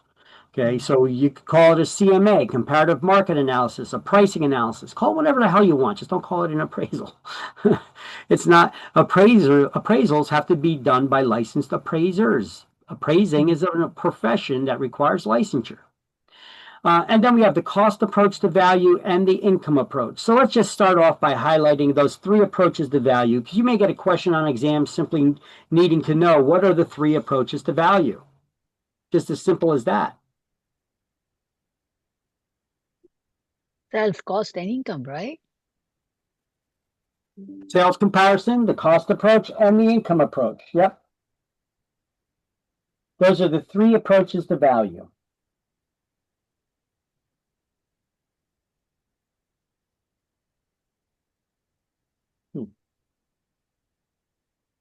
In the book, it's not that way, right? Okay. No, it is the That's page 310. Top of the page. yeah, I got it. Sales comparison approach, the cost approach, and the income approach. It's under the title, Three Approaches to Value. Highlight the title too, by the way, and then highlight sales comparison approach, cost approach, and the income approach.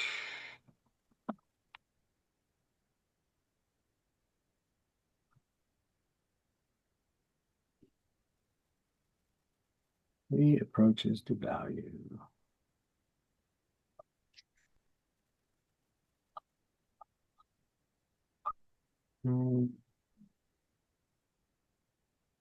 That's side.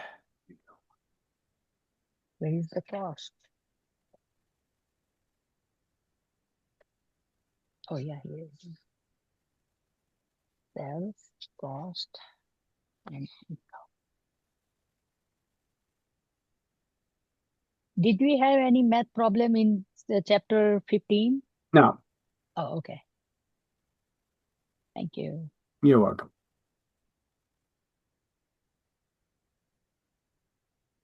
Okay.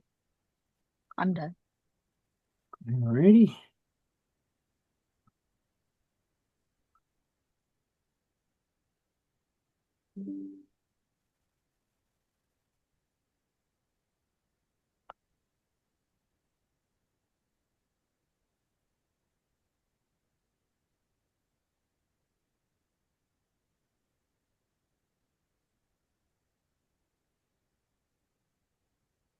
There's your title there, the three approaches to value.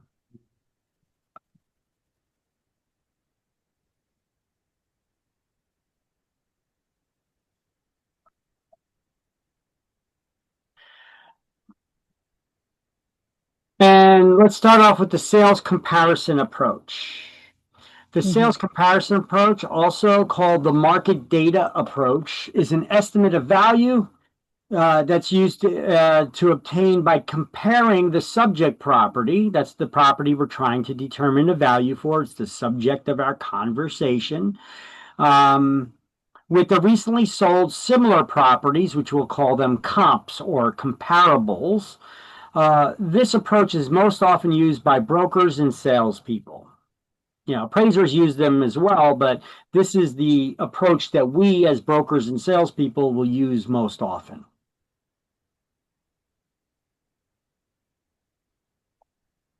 Yes. Now, because, like it says, because no two parcels of real estate are exactly alike, each comparable property must be compared with the subject property, and the sales price that we know what it already sold for needs to be adjusted. The differences, there needs to be an adjustment in that overall sales price that we know what it sold for. There needs to be an adjustment for those differences, whether it's because of the condition, the age, the size, or the features of the property, the square footage, number of bedrooms or baths, or what have you. We need to make adjustments just for those differences. So, everybody got this highlighted? Yeah.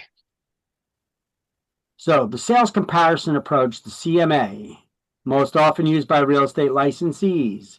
Go take that CMA workshop or get some training from your brokers on how to do this. In this class, we'll touch upon knowing just when to add or subtract from a comparable's value. We're not going to be teaching in here how do you determine the value of an extra bathroom or whatever. Instead, you take one of these classes, or your broker will give you the training for that. Okay. So that's not the purpose of this class. The purpose of this class is showing you when to make the adjustments in the value to understand how these things get done. It's not to teach you how to value properties here. We don't have time for that. So this is best for residential property valuations, but it could be used in commercial as well. Now, it compares a subject property to similar comparable properties, we call comps for short, that are similar in size, style, location, amenity, age, and condition that have recently sold. And we compare them to the subject property, then make adjustments for the differences to determine its value. We're going to try to make that comparable property exactly like the subject property. So we know how much the comparable property sold for. We're going to try to pretend that if it was exactly like the subject property, how much would it have sold for? By just simply making adjustments to the differences. That's easier, a lot easier to do. So we need to have at least 3 comparable properties to do this for, in order to determine the value of a subject property at question. So we're going to make adjustments to their final overall sale price. So we're going to adjust for time, date of sale, whether it's 3 months, 6 months, or a year or more. We have to make adjustments for the time because this is for recently sold properties. And as time goes by, sometimes the markets fluctuate drastically. Sometimes they fluctuate minimally. It depends on what our current market situation is, that whether we adjust, how much of an adjustment we make for because of time of when that comparable property sold. Then we got to look at the location. It should be relatively the same, but definitely in the same municipality, right? We don't want to compare 2 properties that are exactly the same, but one's in one town and one's in a completely different town. Don't compare those. One town may be more desirable than the other for whatever reason. So it may make it a difference in the value. We got to look at the physical features and the condition. They should be similar. And if they're not, we need to make adjustments to those comparables values. The terms and conditions of the comps of those comparable properties sold know when to make adjustments for those differences. So if a subject property is missing a feature or is in poorer condition than the comparable is, you're going to subtract from the value of the comparable to bring it down to the same level as the subject property. Because remember, we're trying to pretend that those properties that are already sold, those comps, we want to say if they were exactly the same as the subject property, how much would it have sold for?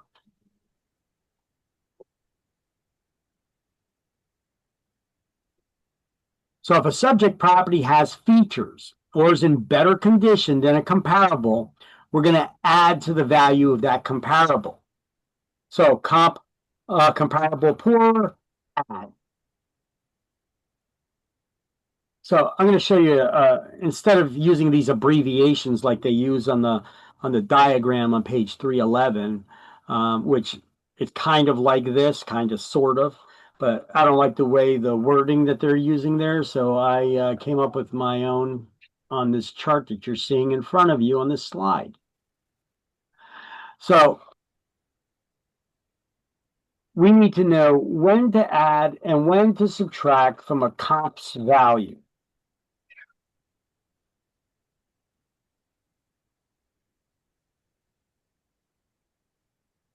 You could use your hands, or you could put this on paper like this. The subject property is the one we're trying to determine the value for, right? So if the subject property has 3 bedrooms and the comparable property has 4 bedrooms, so it has more bedrooms than the subject property, what do we do to make it exactly the same as the subject property if the only difference is that it has one more bedroom? Right. We determine the value of a bedroom, and are we going to add or subtract the value from the comp to make it exactly the same as the subject? Right. Right what? I'm asking. Are we going to add or subtract from the comparable property's value to make it distract? The subject property has 3 bedrooms. The comparable property has 4 bedrooms. So comparable property has more bedrooms. We determine the value of that feature, and then we're going to bring it to the same level. Right? We can, yeah. If that was the only difference, that's how much the subject property should be going for now. Okay? So we're going to do that for each and every feature. If the comparable property is something that's in better condition or has something the subject property doesn't, we're going to figure out what the value of that feature is, and then we're going to subtract from its sale price that we know what it's sold for. And if we do that for each and every difference, we're going to get a clearer picture of how much the subject property would be worth. Now, if the subject property has something the comparable property doesn't have or is in better condition, we're going to determine the value of that feature, and then we're going to add it to the comparable's value to bring it up to the same level. So whether we're bringing the feature down or we're subtracting it or we're adding to that, you need to know when to add or subtract.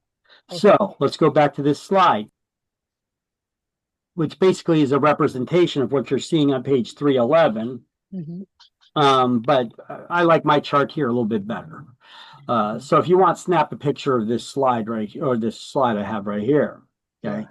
In this example, I'm showing you, we have the subject property, which is a Cape Cod style home with 4 bedrooms, 2.5 baths, and 1 garage space. Now, this class is not teaching you about how much is a bedroom or a half bath or any of that worth. That's not the reason of this class right here. So I'm going to just say a bedroom is worth $10,000, a half bath is worth $5,000, a garage $10,000, and each additional garage space is $6,000. Okay, because it costs more to build the initial garage than it is just to make it a little bit bigger. So that's why there's that little difference there. So we have 3 comparable properties here, comp 1, 2, and 3. Comp Comparable property 1 sold for 300,000, comparable property 2 sold for 325, and comparable property 3 sold for $335,000. So they're all the same architectural style, so that's good. We don't need to make any adjustments for the architectural style. But the number of bedrooms, comparable property 1 only has 3 bedrooms where the subject property has 4. So are we going to add or subtract from comparable 1's property value the value of a bedroom, which is estimated $10,000? District the value. Decrease the value. We're going to add $10,000. Why do I have 15,000 listed here? I don't know.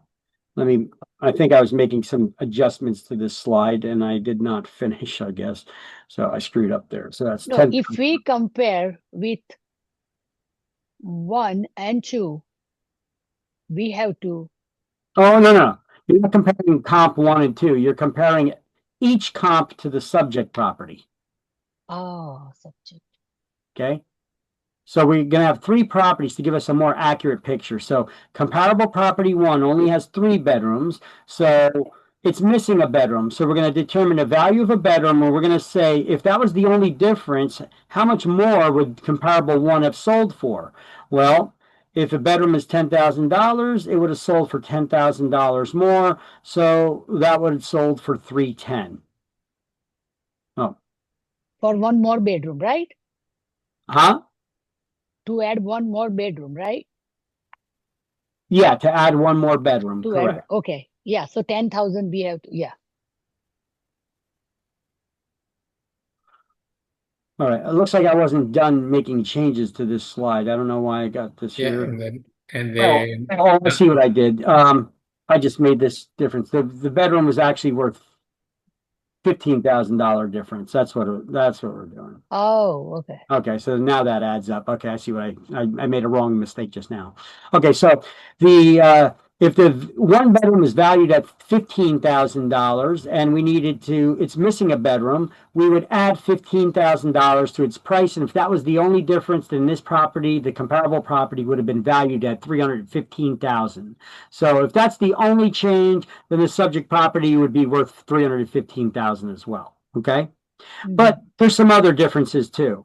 This has only 2 baths where the subject property has 2.5. So this is missing a bath. So to make it exactly the same as the subject property, we need to determine the value of a half a bath. In this case, half bath is $5,000. So we're adding a half bathroom to this house. That would have increased the value by $5,000. So now 320. And there's no garage space on comparable 1, but subject property has 1. So to build a garage, it would be worth $10,000. So now add them all up, 10, 330. 15, another 5, that's $30,000 adjustment. So this property would have sold for, the total adjusted value difference is $330,000. You see that? Right. Now we do that for each comp. So now comp number 2. It sold for $325,000. Same, it's a Cape Cod, has 4 bedrooms like the subject property, has 2 bathrooms, whereas subject property has 2.5. Half bath is valued at $5,000. So we're going to add that to the comparable property. And it has 1 garage, just like the subject property. So that's the only difference. Then it's only a $5,000 adjustment, and that property should have sold for $330,000 if it was exactly the same. Right. So now we're starting to see a more accurate value reflection here, right? Now comp number 3 sold for $335,000. It has same architectural style, 4 bedrooms like the subject property, 2.5 baths like the subject property. It has a 2-car garage though, where the subject property only has 1. So an additional garage space is worth $6,000. So we're going to subtract $6,000 from the $335,000. That would give us $329,000. So now we got a much more narrower price range here. This subject property is going to be worth between $329,000 and $330,000. That's a pretty close comparison now. From $300,000 to $335,000 was our original gap. Now we just narrowed it down to $1,000 difference. That's pretty good How come we got 329? because the only difference was the subject property had the comparable property had 2 garage spaces where the subject property had 1. Okay. So we're going to subtract the additional garage space value of $6,000 Okay. from the sale price, and that brings it down to because we got to subtract 1 garage space because this one Right, 335 minus 6,000. Right. Yeah. Okay. So now it's 329. So now we have a more realistic price range. I would guess that this property should sell around $330,000. So we should price the subject property at $330,000. That's the same way an appraiser does it. Now, Right. the only differences that we made adjustments for here were numbers of bedrooms and bathrooms and architectural style and a number of garage spaces. But it could also be for condition. It could be for different amenities. It could be for the age of the house. There's a lot of different adjustments that we could really make in real life. Okay. These are the only basic ones that we're doing though. And in real life, you don't make adjustments for the number of bedrooms. Okay. Reason being is, I'll give you an example. I had a listing in Somerset, okay? And this lady, she redid the entire house. The house was so beautiful on the inside. And she had 3 bedrooms, and I think it was like 3 bathrooms or 3.5 bathrooms in the house. The next door neighbor's house was the same architectural style and layout. Exactly the same. Except it wasn't modern or updated. It was not beautiful inside like hers. It was like the original house that was built there. It was older, you know. And some of the larger bedrooms, the guy split in half. So his house right next door, it was the neighboring house for sale right next door, was going, he had 5 bedrooms, whereas she had hers listed as having 3 bedrooms. But the house was the same square footage. So does that make his house worth more because it has 5 bedrooms and hers had 3? It's the same house. He just has 2 smaller bedrooms than hers. Right? He took the big bedrooms and he split them to make additional bedrooms. He took 2 bedrooms and he split them in half. They can do it? It's allowed to do that?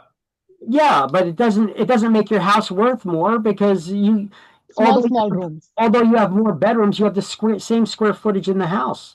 You just have smaller bedrooms now. Yeah. It doesn't make your house worth more because it has more bedrooms. Her house was actually much nicer. If you actually looked at her house, it was super modern. Everything was top of the line, upgraded everything. Her house blew the other house out of the water if you were to walk into them. But I'm just talking to you from the standpoint of the number of bedrooms. Okay? Right. We're talking about square footage of the houses were exactly the same. You know, if you were to look at the condition and do a walkthrough of them, that one with the 3 bedrooms next door, you would jump all over that one instead of the one with the 5 bedrooms because it was much more beautiful. But I'm just looking from the strict standpoint of the number of bedrooms. This is not really the way that you do it. Actually, appraisers do it based on square footage. Oh. In the appraisal statement, they do make a notation of how many bedrooms there are. However, that does not play. I had an appraiser explain this to me. They don't care how many bedrooms are listed, and the appraiser actually told me the same example that they were giving me. They were like that I'm giving you right now. You know, what if you got somebody, they got the same exact house, and they cut the bedroom in half and they make 2 bedrooms out of it? Does that make their house worth more because they got an extra bedroom? It's the same exact square footage. You can do whatever the hell you want with the house on the inside. Because you split it into another bedroom doesn't make it worth more. It's the same square footage. Now, if you added square footage to the house to add on a bedroom, that's different. That's different. You know, so they don't just look at the number of bedrooms. They got to look at the square footage as well. And really, that's what makes the difference there. What about this? You get people all the time, they finish out their basements and maybe put a bedroom in the basement. Does that make their house worth more because they got a bedroom in the basement? No. No. No. First of all, you usually cannot count living space that's subterranean, under the surface of the earth, under the ground. Oh, Okay. And the funny thing is, people who do this, they're usually like, yeah, I got a bedroom down there. Okay, so you want us to count that bedroom as a bedroom? So I'm talking as an appraiser. So you want us to count that bedroom in the basement as a bedroom? Okay. So then you can't claim that you have a basement. But I have a basement. Well, no, you just said it was a bedroom. It's either a bedroom or a basement. It's not both. Which is it? Right? so Exactly. why on advertise, why I see some houses with Yeah. You can duplicate the feature, right? The house. Yeah, you can't say that it has two areas when you're really counting the same area as being two different things. Exactly. It's either a bedroom or a basement. It's either a bedroom or a basement, but not both. means some people they put like 3 bedrooms. When we go there, we see the third room. It is in the basement. They're counting as a bedroom. Okay. Well, you know what? Forget about what other people do, because, like I said, you usually, in most circumstances, you cannot count a bedroom in the basement as a bedroom because it's not legally allowed in most I know. circumstances. If it's not legally around, not legally to do that, why they having listed that way? Good question. It shouldn't be like that. Yeah, I don't have an answer for you. I don't know. You'd have to ask them. Oh, But they allowed to listen that way? yeah, that's my question. Yeah, Well, who's they? Who's the they in this The conversation? brokerage. The the broker, they're owner. allowed to list the property with Well, I hope that broker's paying attention to what their agents are doing, and I hope they're aware their agents are doing something that's wrong. Hmm. That's like, hold on a second. Here, let me give you a good example because I don't want to focus on a bedroom and that's in the basement or Right. not. Yeah.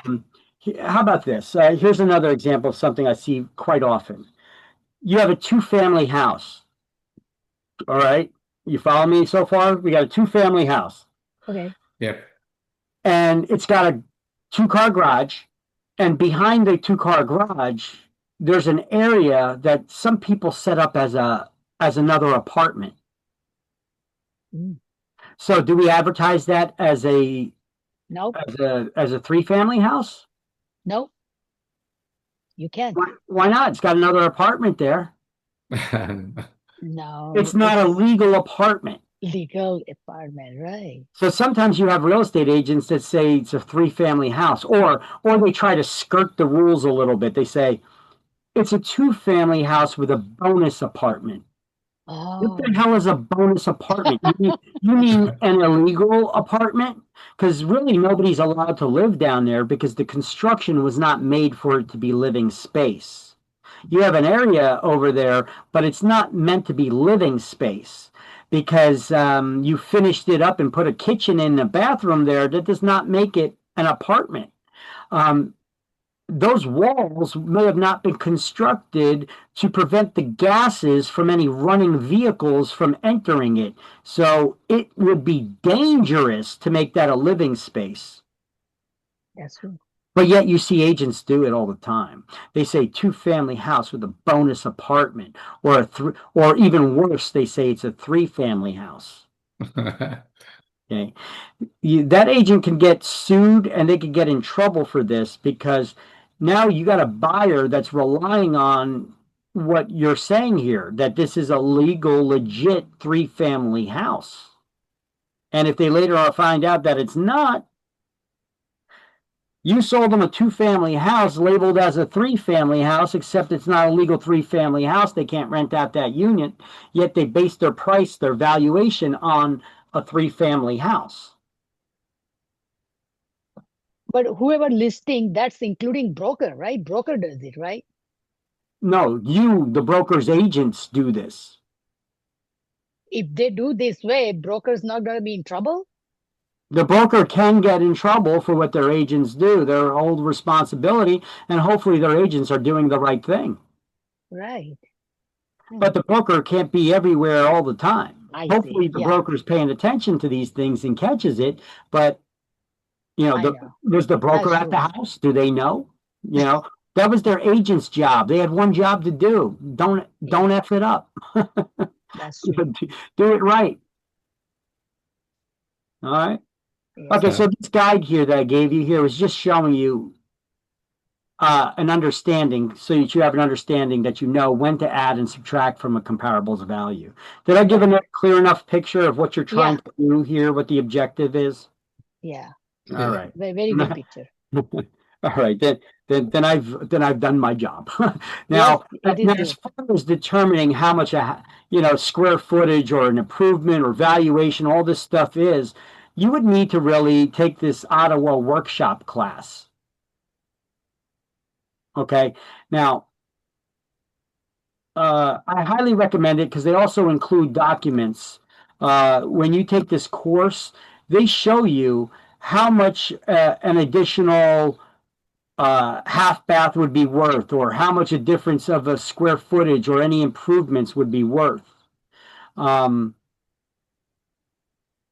I try to take the CMA workshop whenever I can. But sometimes I miss it because I'm teaching classes or whatever. Like I took one in 2001, I took it again in 2003. I missed it in 2004, but instead I took their fall workshop. But either way, wait, did I take it again? How often you have to take? I take it as often as possible. It's good to take to Okay. refresh and to learn new things. Things are Right. changing in the real estate market, so I try to take it as much as possible so I could get updated and educated by these appraisers who are doing appraisals year round, you know. I see. Let me show you something from the last workshop I took back in 2003. You take this class, addition to taking this class, they give you templates, they give you copies of the presentation, and they give you an adjustment guide for a pricing guide. Okay, so here's an example of a pricing guide that they give. Okay, this is an older one from a couple years ago, so this stuff gets updated. But like, how do you make an adjustment for the age of a property? Well, you take the sales price times 60% times 0.005 times the age difference. That's a formula that they come up with to determine how to make an adjustment for the age of the house versus a comparable sale versus the subject property. You know, now they also have one here about condition and decorations and such. How do you make the adjustments? Now, it's more than just knowing this formula. You really got to take this class so they could explain it to you, because it starts to get a little bit complicated. But how about this? Something simple. If your house is on a busy road, does it make your house worth more or less? We're not talking about commercial real estate. We're talking about a residential property. If your house is on a busy road, does that make it worth more or less? Less? Yes. Yeah. I mean, do you want your kids playing out on a busy road? No. So a busy road, you get that additional road noise and the traffic and everything. But how much less does it make your home worth? Well, here we have an example that in a $250,000 price range, it'll make your house worth 2% less. And so if the house is exactly priced at $250,000, it's $5,000 less. Or if it's anywhere in that up to $250,000 price range, it's 2% less. Now, if you're in a $400,000 price range for your home, well, it would be worth 3.3% less. If it's in a $750,000 price range, it'll be 4% less. In a $1.25 million price range, 5.8% less. And in a 2.5 million or more price range, it makes it 5.7% less. Oh, Now, this is how a do- table like this you have to follow, right? yeah, well, how do they do that? See how this could be a useful guide? This is coming from a group of appraisers. Right, And where did they get this information from? The market data for that year. right. Okay. So they give you a lot more accurate data on pricing a property versus your broker. This is why I Mm. suggest you take this class instead of taking it, relying on your broker to train you how to value How many property. hours is that? Uh, it varies, but it's usually 2 to 3 hours long. No, I'm just asking, just Yeah, for knowledge. yeah, it's about 2 to 3 hours long. Uh, In person or online? They give it online now. It used to be Okay. in person in hotels, Ah, and you'd go to the hotels. This is what shows you that it's a great class to take right. because when you go there to take the class, people stand behind. People stay behind during breaks and after the end of the course. They're standing in line waiting to ask more questions, and they hold Right. the guy there until the hotel's like, "We got to kick you out. You're past your time. You're supposed to be out of here already." You know, that's so I guess that's why I don't think they have any intent of going back to live classes in person because they could Right. control the class a little bit better in that regard with people asking a million questions by doing it online. But the class is still just as good. You could ask these questions in class, Oh, that's nice. and even when you type them and send them in, they'll get back to you with an answer. Wow. It's a great class to take. But if you And look, you can use this material when you do your business, right?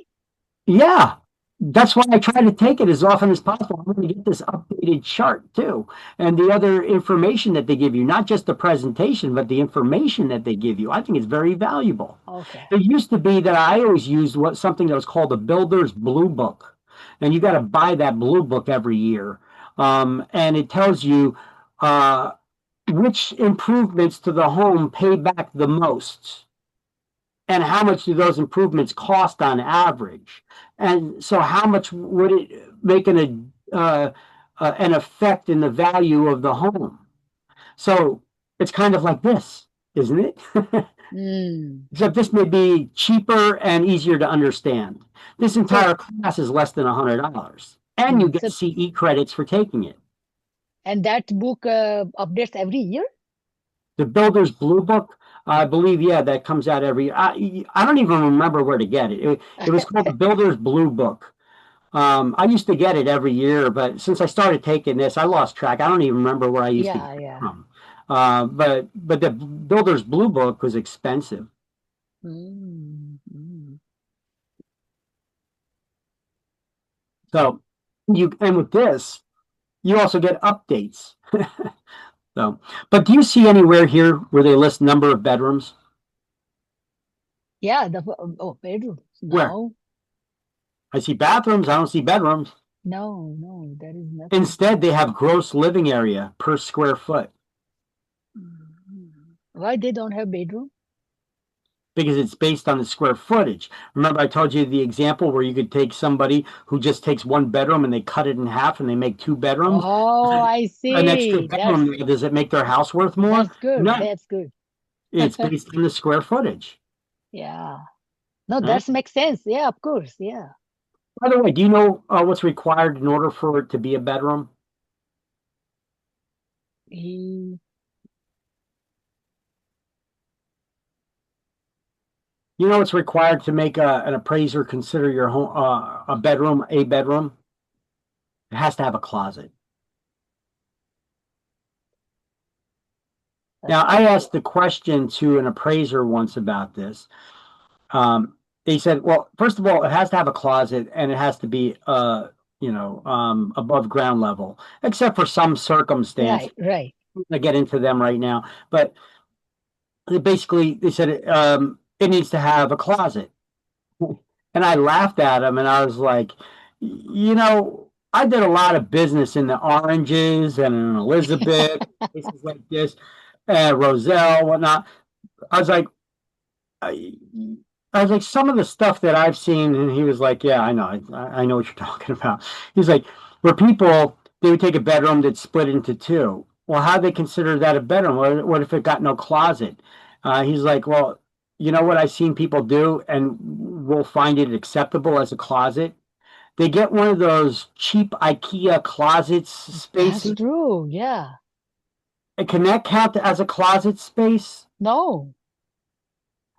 It cannot, unless you screw it into the wall.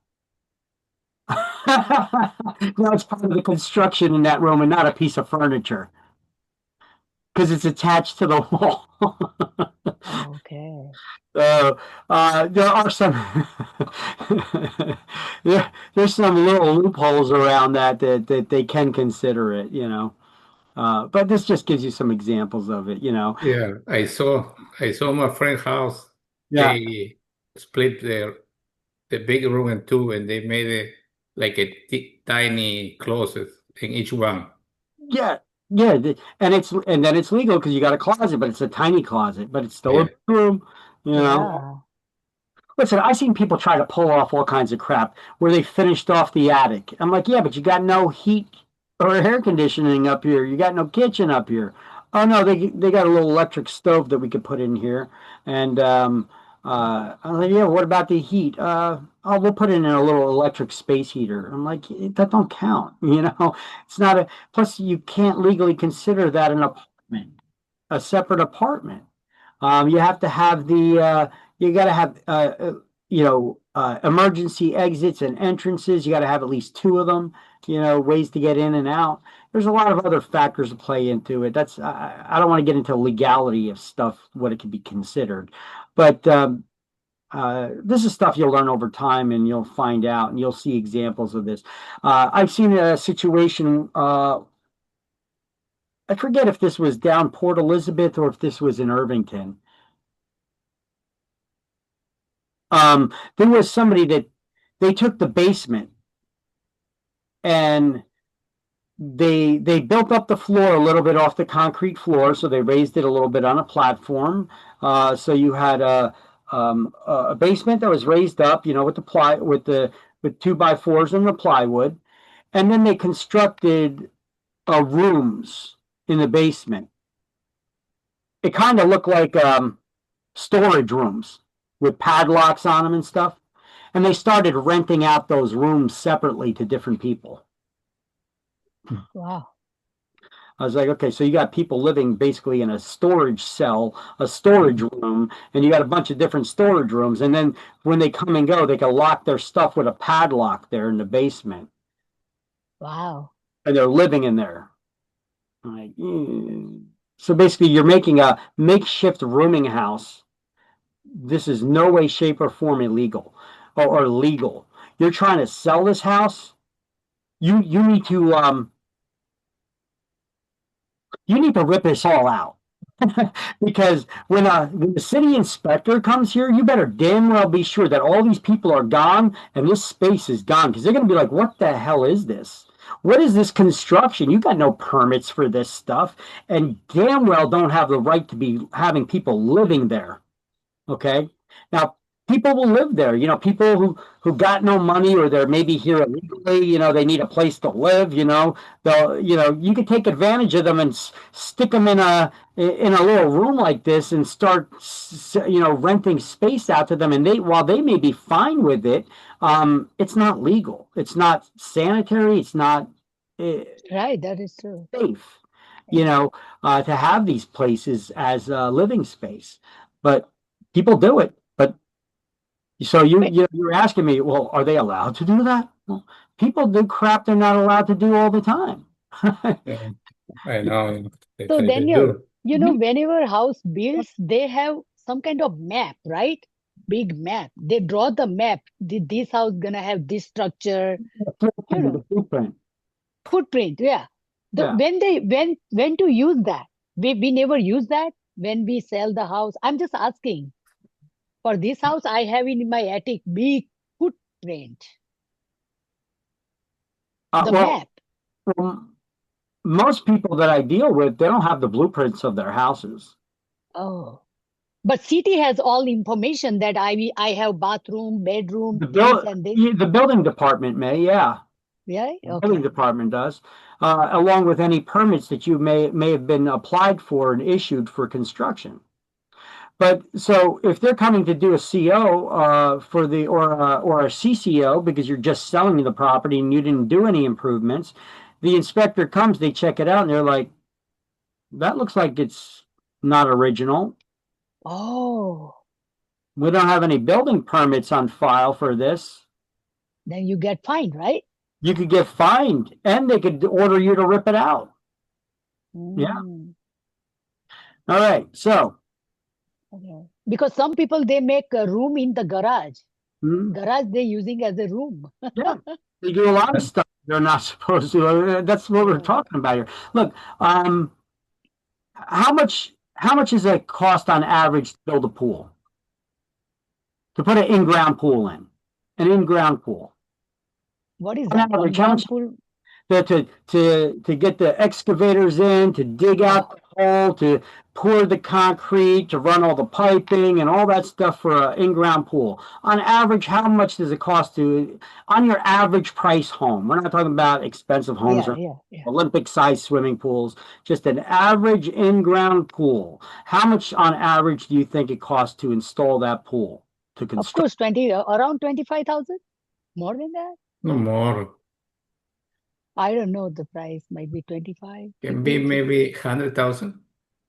It could be, but I would say on average between 30 to it could be upwards of 100,000, depending on how crazy and Yeah, extravagant. how crazy you want, right? But let's just say between 30 and 50,000. Let's be conservative, okay? Okay. Let's just say it's between 30 and $50,000, okay?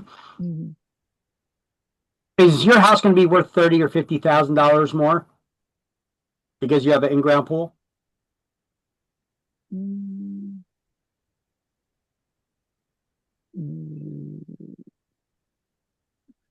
Yeah. If you have the big land, yes.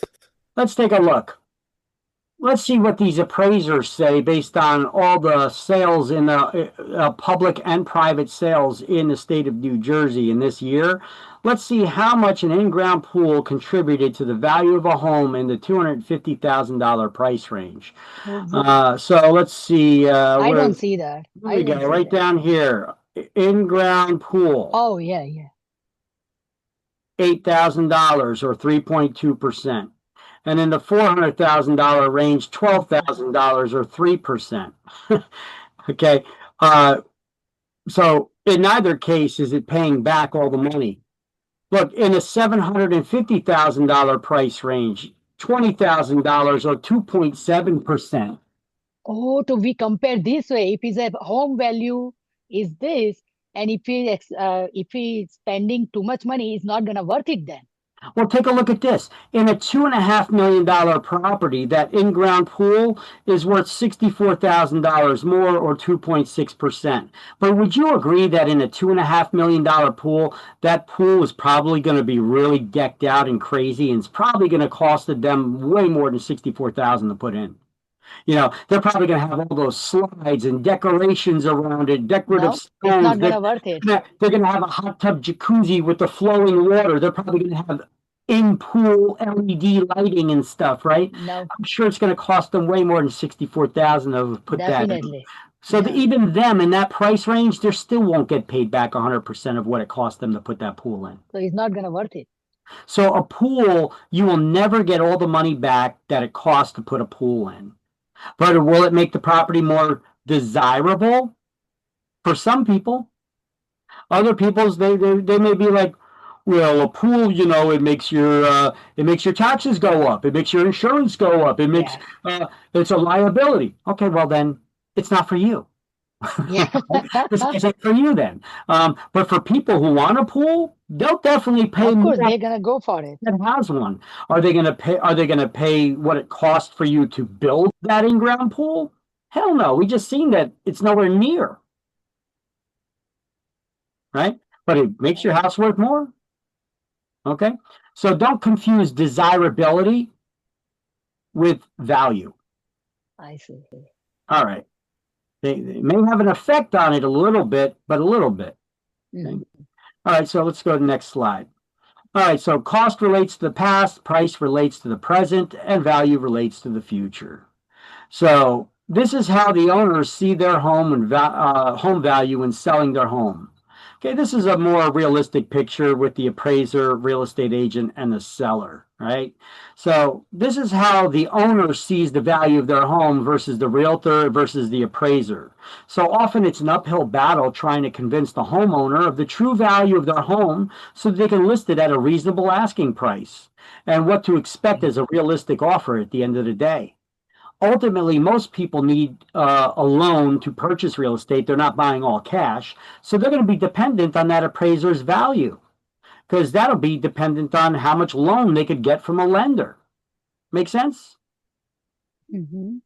So the appraiser is the only one that really matters, though, because you're not going to get the loan to buy the house. So a seller who thinks that they're going to get this much money for their house is out of their mind. Our job as real estate agents is often to try to get Realistic them to offer. see reality and separate them from those unrealistic expectations of value they have of getting for their home when they sell it. And that's often an uphill battle. We do the CMA to show them how much their home is worth. And if they don't believe it or don't like it, ask them to get an appraisal. Guarantee you, they're not going to want to put their hands in their pocket to spend a penny to get a valuation from an appraisal because they know. They really know. And they're cheap because they don't want to pay for an appraisal. If you really thought your home was worth this, it's worth it for you to get an appraisal because now you can show that to potential buyers too. I'm not accepting a penny less than this. I just got an appraisal done and they said it was worth this. Okay. What is this picture says? Like a point of view, like seller is thinking that my house should be this, like it's a Very big. similar. How do you picture your home? You I probably see. picture it like this. You got that big old mansion. My home is worth a lot. But your real estate agent is like, no, actually, your home is more valued like a home like this. Okay. Okay. You got these goggles on that this is the way your house looks to you, but really, this is how your house looks. And then an appraiser's like, oh, really? Well, actually, their house is more like this. Okay. It's a point of view, the view, right? Yeah, Everybody has a different view, of course. yeah, exactly. Thank you. You're welcome. So now we're going to go over the appraisal by summation, also known as the cost approach. There's a little math involved, so that's why they call summing it up, but appraisal by summation. Mhm. This is used to determine the value of special, unique, or one-of-a-kind type properties. They may not have comparables to compare it to, and they don't generate income. So this is a different approach to value that could be used for these types of properties. So how does we'll never do this in real life, but we need to know how to do the math on this, and we need to know how the appraiser does it for exam purposes. But how does the cost approach work? So what is the cost approach also known as? Um, The appraisal by summation. mhm. What's the appraisal by summation also known as? Cost approach. Okay, so how does the appraiser do this appraisal on these types of properties? Well, first, there's several steps involved. Okay, now I'm going to walk you through these steps with this slide.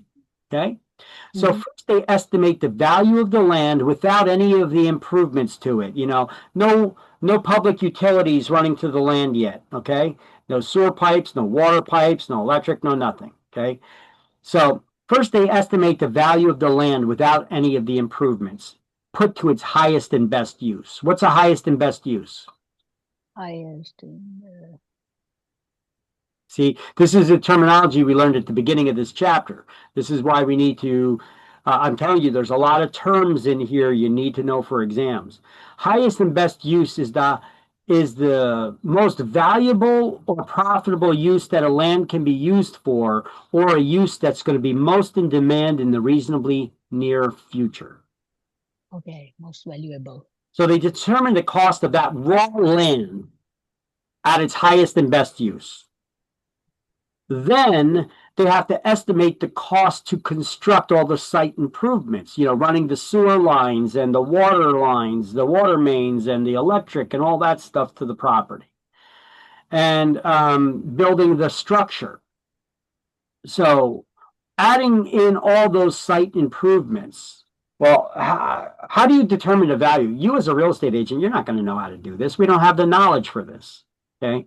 So in real life, we don't do this. In real life, the appraisers do. So we estimate the cost to construct the site improvements.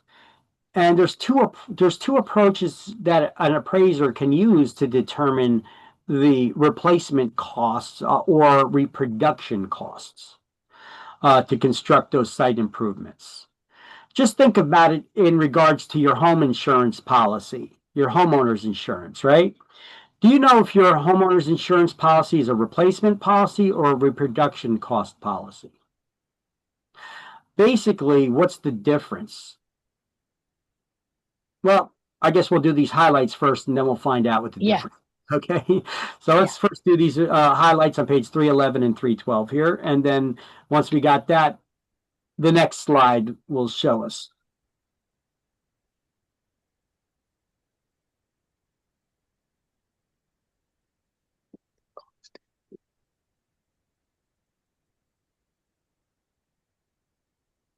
Which line?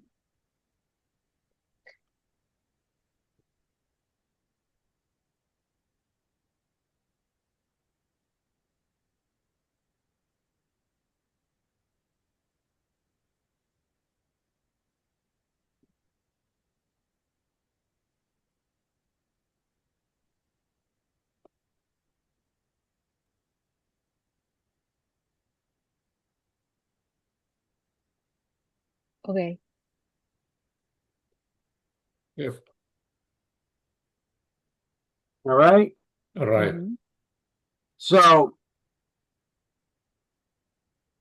this is just a recap where we left off over here. So let's move to the next slide. So we could use the reproduction costs would be the cost to build an exact duplicate of the subject building at today's current prices, where replacement cost would be the cost of construction of a new building that serves the same purpose as the original, but is not necessarily an exact duplicate.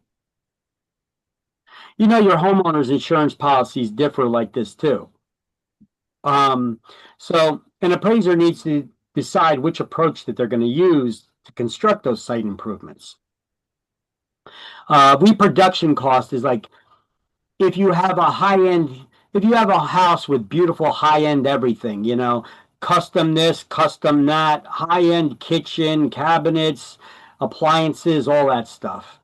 If the kitchen caught on fire, burnt up, and you wanted it put back exactly the way that it was, you would need to have a reproduction cost insurance policy on your home, which would cost you more money. Most people, they go for the cheapest plans of insurance, so they have a replacement cost policy. Replacement cost policy would replace the kitchen cabinets with something else that served the same purpose. They would hold your dishes and pots. They would hold your dishes, pots, pans, and glasses and all that stuff. But it's not necessarily cherry wood cabinets with these inlays and everything is all custom, if you have those granite or some kind of aftermarket fancy countertops, expensive high-end countertops, it would not replace it with those same thing. You'd get some cheap press board countertops with the linoleum finished counter. Okay, serves the same purpose. You could prep your food on it, right? So that's replacement cost policy. It's not an exact duplicate, but it serves the same purpose. God bless you. Thank you. So the appraiser has to determine which approach to use. So let's highlight that on page 312, the difference between reproduction cost and replacement cost policy. You'll need to know them for exam. So appraiser needs to know which policy we used, right? Yeah, well, there is something on page 313 that shows you how an appraiser determines which approach to use, but we're not going to get into that because first of all, we don't need to know this for exam. Okay, okay. You just need to know there's two different approaches, Yeah. reproduction cost or replacement cost, and what the difference is. Okay. Yeah. Now, if you have an insurance, you have insurance, Mhm. and you have, let's say you have some kind of custom tile floor in your kitchen. Mhm. And your husband drops the bowling ball. It falls off of he shows off his new bowling ball to you, and it rolls off the table and it hits the floor and smashes the tile in the middle of the kitchen. Is it worth you filing an insurance claim? No, no. See, most people think that. Most people will say, no, it's not worth filing an insurance claim for that. It's just one tile or two tiles that broke. How much are they going to give me for a tile or two? Right? Mhm. Well, I was going to go for my insurance adjuster's license. I never ended up doing it. But there's actually somebody, it's actually a profession called a public adjuster. You could, if you were to file a claim, the insurance company would send out their adjuster. They'd be like, okay, two tiles plus installation cost. Okay, we'll give you this much money. It's not going to be much money, right, to get somebody to replace those two tiles. But if you were to go hire your own private adjuster, this is a licensed profession. So you need to be licensed as a public adjuster. So what is that? It's a public adjuster that works for you, not the insurance company. That public adjuster will come out and they'll be like, oh, well, you got some job here, huh? Somebody dropped a tile on the floor. Bet your insurance company didn't offer you much to fix it, right? No, just to replace those two tiles and get someone out here. Two tiles? How are they going to match all the other tiles around it? When you order tiles, they come in bulk numbers. So if you were to look at the box that the tiles come in, they have numbers on them where they were manufactured at a certain time using certain mixtures of materials and pigments and dyes. It's going to be impossible for you to find two tiles that will match the rest of your kitchen floor. You may get close, but it's not going to be an exact match. So you got to retile the entire floor in here. That's a big job. So a private adjuster will submit the claim based on that. Whereas the insurance company's adjuster, they're like, oh yeah, replace two tiles, and most people they'll be like, it's not worth it. Yeah, we'll get away with it. Whereas the private adjuster, they'll show you how they could turn this into a bigger job and a bigger claim to get you more money out of the insurance company. Okay. So private adjusters work for you. Those private or public adjusters are called. So you can always hire a public adjuster to do that work. Yeah. So in home insurance policy, the tile's going to be covered? I'm just trying to give you an example here. No, in reality, I'm asking. Yeah, it could be. Yeah. Could be? Okay. Yeah. What is insurance? Insurance is on your home for any kinds of damage whatsoever, You could make a claim like that, but you start making claims like this, it starts driving up the cost of your policy, even though it's not supposed to. Right. Insurance companies often do things they're not supposed to. They're not supposed to ask you what your age is and what your gender is and all of those things. What the hell does that have to do with the cost of the insurance on my house? That's right? Yeah. Or even your driver's license in your car. You get into an accident, you could hire public adjusters. They work for you, not the insurance company. Okay. Well, anyway, Okay. So that's the difference between reproduction cost and replacement cost. So you highlighted that, by the way, right? Yeah. Okay. So After they determine what the cost to construct those improvements are using one of these two approaches, they estimate the accrued depreciation of the improvements on this property. Because remember, this is not a new property here that we got. So what is depreciation? I guess we got to know that before we could figure out how they estimate it, right? So what is depreciation? I'm going to have a slide all for it on its own. Anybody know what depreciation is? Depreciation, the work, the property. I When the- always hear it. But When you use the property and have less value. A depreciation is a loss of value to an improvement due to any cause or condition. As a general rule, land does not depreciate. That's why we only depreciate the value of the improvement to the land, not to the land itself. Because as a general rule, land does not depreciate. Not unless it's extreme circumstances like the ground is contaminated or something like that. Okay, so what is depreciation? It's a loss of value to an improvement due to any cause or condition. Now, there are curable and incurable forms of depreciation. We have physical deterioration. This could be cured. You know, the wood starts to rot because of age, right? This could be cured with repairs. Now, we have something called functional obsolescence. Let's examine that before I give you the definition, and do not look in the book. The book doesn't give you a great example anyway. If something is functional, what does that mean? I'm going to show you how to come up with these terms. If you don't study, how do I remember what these terms mean? Using your reasoning. right. If something is functional, what does that mean? It's It's work. It works. working. Yeah, It it's works. working. Mhm. If it's obsolete, the root word of obsolescence is obsolete. What does it mean if something is obsolete? Stop to work. It doesn't work anymore. No, not necessarily. I got an old computer in the other room. It's obsolete. It's running Windows 95. You know, Working slow. It's working, but it's slow. yeah, it's not. It has nothing to do with whether it works or not. If something is obsolete, it's outdated. Oh, okay. Or so it's either outdated, its features are no longer considered desirable by today's standards. Because by Mhm. today's standards, that's a slug. It's super slow computer, right? Mhm. So it's functional, it works. It's just really outdated. Updated. It's obsolete. That's what functional obsolescence means.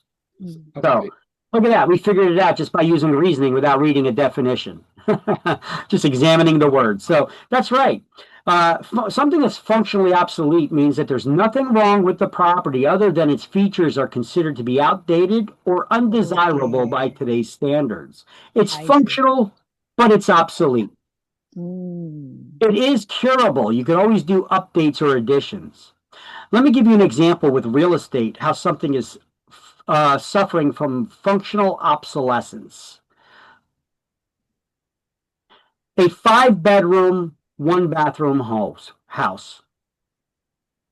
Is there anything wrong with that? No, No.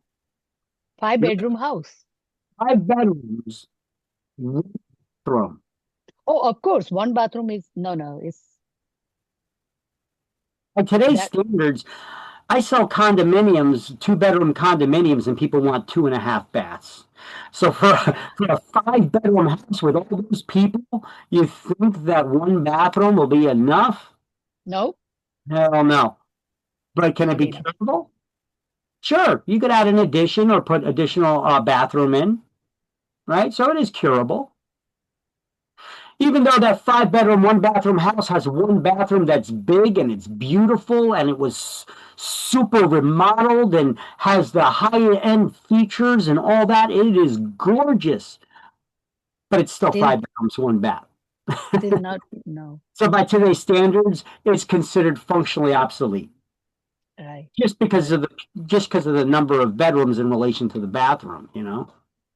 So that house still suffers from functional obsolescence, even though that bathroom's not old by any means.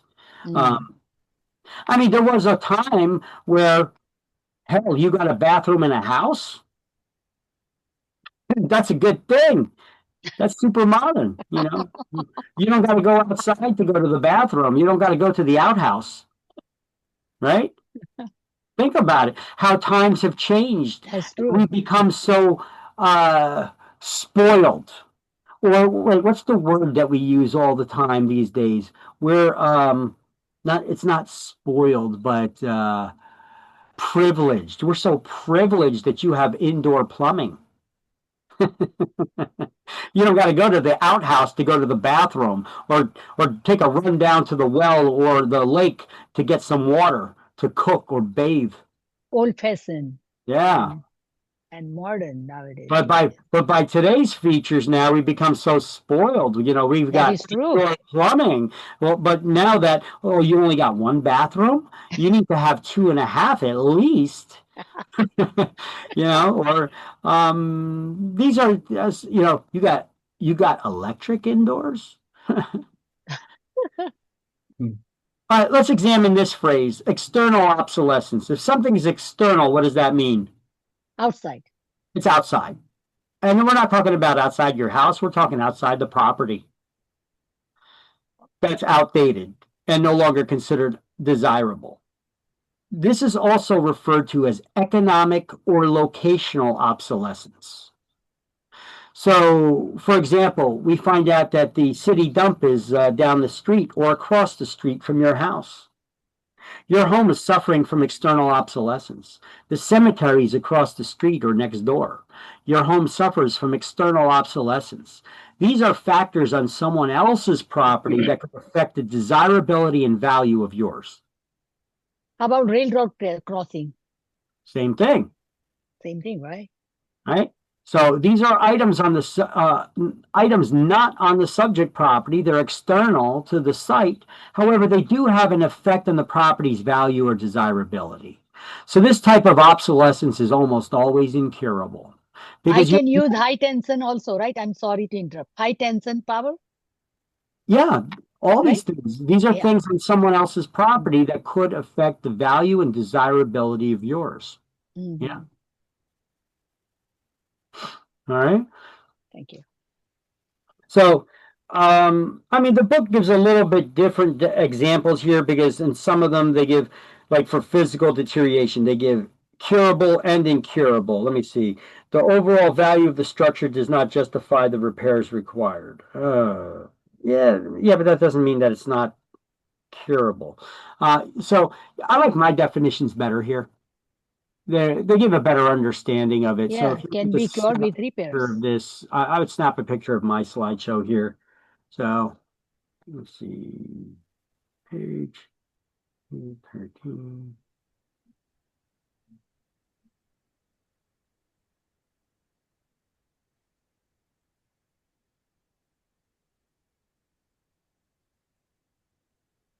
Incurable means the overall value of structure Means it can't be cured. can be cured, It right? can't be Yeah. fixed. Curable, something that can be fixed. Right, Incurable, something that cannot be fixed. No, I was just looking for the example like that Mhm. could be fixed.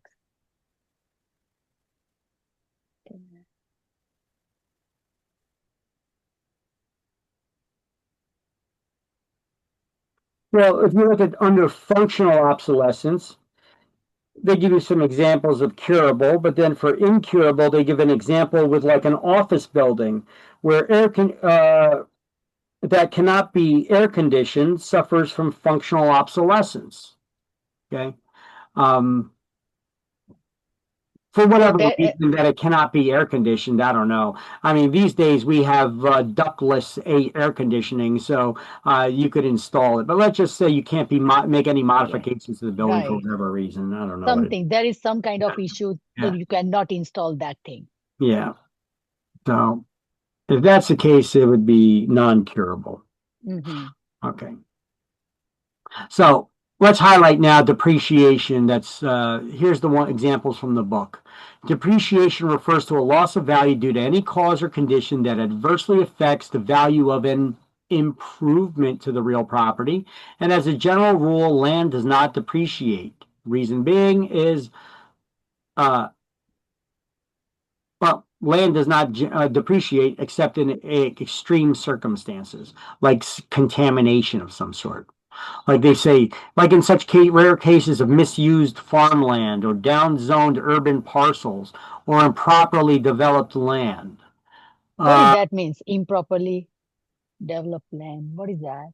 I'm not sure what they're talking about I guess there could be many examples for this. I see. Just one example I could give you is, they built a Mercedes-Benz dealership right next door, downwind from a farm. Not the kind of leather smell you expect when you go shopping for a Mercedes-Benz to smell the manure wafting over your dealership. You want that new car smell of leather, not the cow's feces. Improperly developed land. I Okay. see. So physical deterioration is generally curable. Functional obsolescence refers to design features that are no longer considered desirable by property buyers. It could be curable. They give example of incurable with that office air conditioning thing. And external obsolescence, also known as economic or locational obsolescence, is caused by factors not on the subject property, like the Mercedes dealership downwind from the farm, or the local economy causing your property to suffer because industries are moving out and such. So devalues the property or desirability for people to buy in that area. Okay. Like the examples I gave you in Detroit, Michigan, where all the big three manufacturers moved their operations to Mexico. So those entire neighborhoods where people all worked at the factories no longer have jobs. They eventually abandoned those homes and moved out to areas that do have jobs. Okay, so there's a lot of factors that contribute to that stuff. But see, this is why I like my slide better. It's a little more straightforward with the explanations of it. Oh, let me highlight very fast.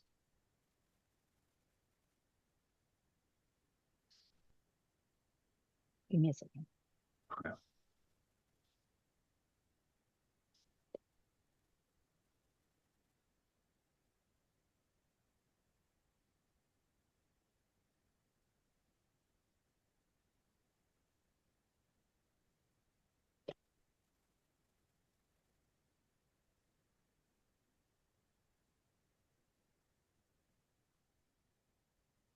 As the general rule.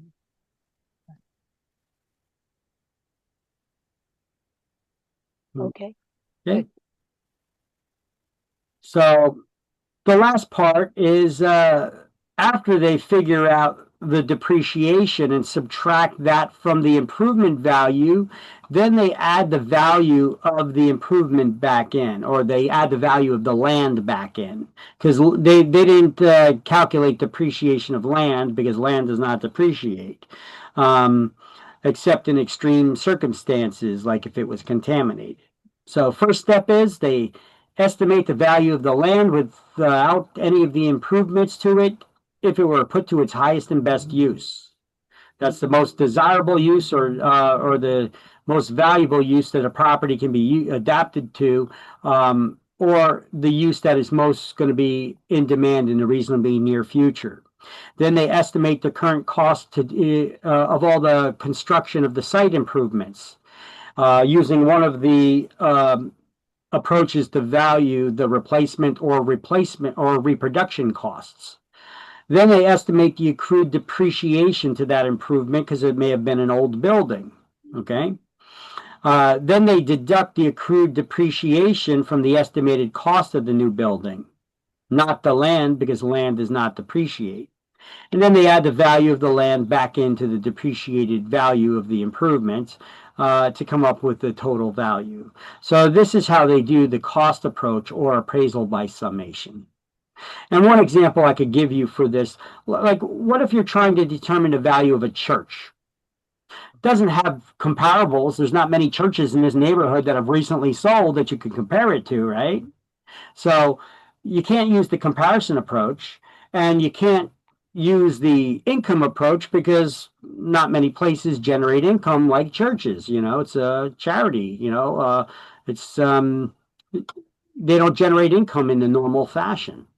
And that's what you would use the appraisal by summation or cost approach for. Those unique, one-of-a-kind or special purpose buildings, or it could be a custom, unique home, or it could be a thing like a school or a church, a library, even City Hall. How would you value City Hall? I remember one time the City Hall in Rahway was up for sale. How do you come up with a value for City Hall? You got to use the cost approach. It doesn't have comps, and it doesn't generate income in the normal fashion, right? Like City Hall does, right? But look at a church. You want to determine the value of a church? Well, how much that does that land worth, the raw land worth that it's sitting on in this neighborhood today, put to its highest and best use? How much would it cost to construct that church? Are we going to build an exact duplicate of it with all the beautiful marble and stuff? Or are we just going to have a building with enough seats where people can come together and pray? Okay. It makes a difference, right, in the cost of it. Then they estimate the accrued depreciation. Let's look at how old is that church. We got to estimate the depreciation of those improvements, and then deduct the accrued depreciation costs from the estimated cost to build that new building, and then add the value of that land back into the depreciated cost of the building. That's the steps that a appraiser would use. So we learned in this process a couple of new terms. Appraisal by summation. The cost approach also goes by the name appraisal by summation. We learned about the highest and best use. We learned about the word depreciation and the different types of depreciation. And we also learned about replacement versus reproduction costs. And now lastly, we have the income approach to value. So the income approach to value is used to determine the value of an income-producing property. There are generally two methods, or actually there's going to be a third one that they're going to throw out there that's kind of just like a spin-off of one of them. But so there's generally two methods that are used. The cap rates or capitalization rate and the gross rent multiplier that we're going to learn about. So first up is, let's see, the income approach to value. Let's first highlight this. The income approach or income capitalization approach to value is based on the present worth of future rights to income.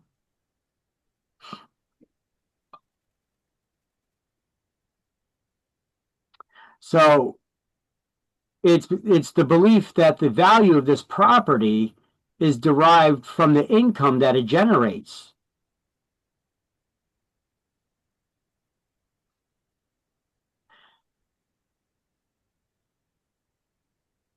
All right. So basically what you got to do to calculate this, we're going to use the cap rate or capitalization rate, which is an estimate of the rate of return of an investor's money, how long it'll take them to recoup their money that they put into buying this property. What is their rate of return? In order to calculate this, we need to know the GOI, which is the gross operating income. I know they get fancy. You can just say, what is the total income and what are the total expenses on this property? You subtract the expenses from the income and you're left with the net. That's it in a nutshell. Here they use the terms, though, GOI, gross operating income, gross operating expenses, and net operating income, okay? But it's basically the same thing. Income expenses equals the net. You subtract the expenses from the income, you're left with the net, right? So GOI minus GOE equals NOI. Don't forget what GOI or GOE is, because that's the terms gross operating income, gross operating expenses that they'll probably use on exams. Now, when calculating cap rates, you always use the annual figures.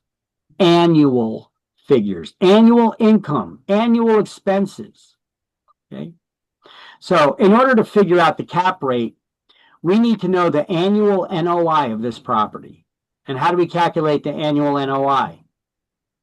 Annual income minus the annual expenses equals the NOI. Net.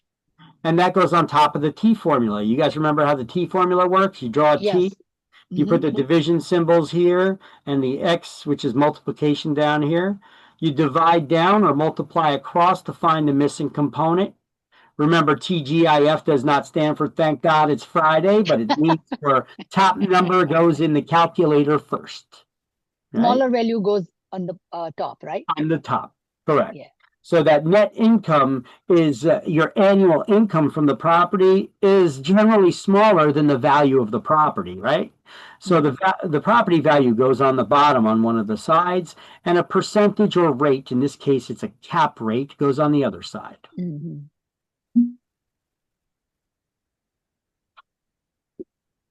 One second.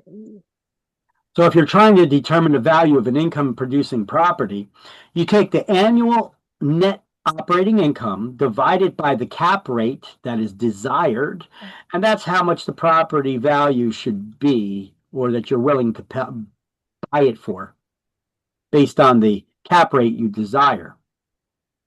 Now, if you're trying to analyze a property that's for sale, we could figure out what your rate of return would be by taking the annual net operating income divided by the property's value, and then you'll get the cap rate. That's the rate of return the investor will get on their money.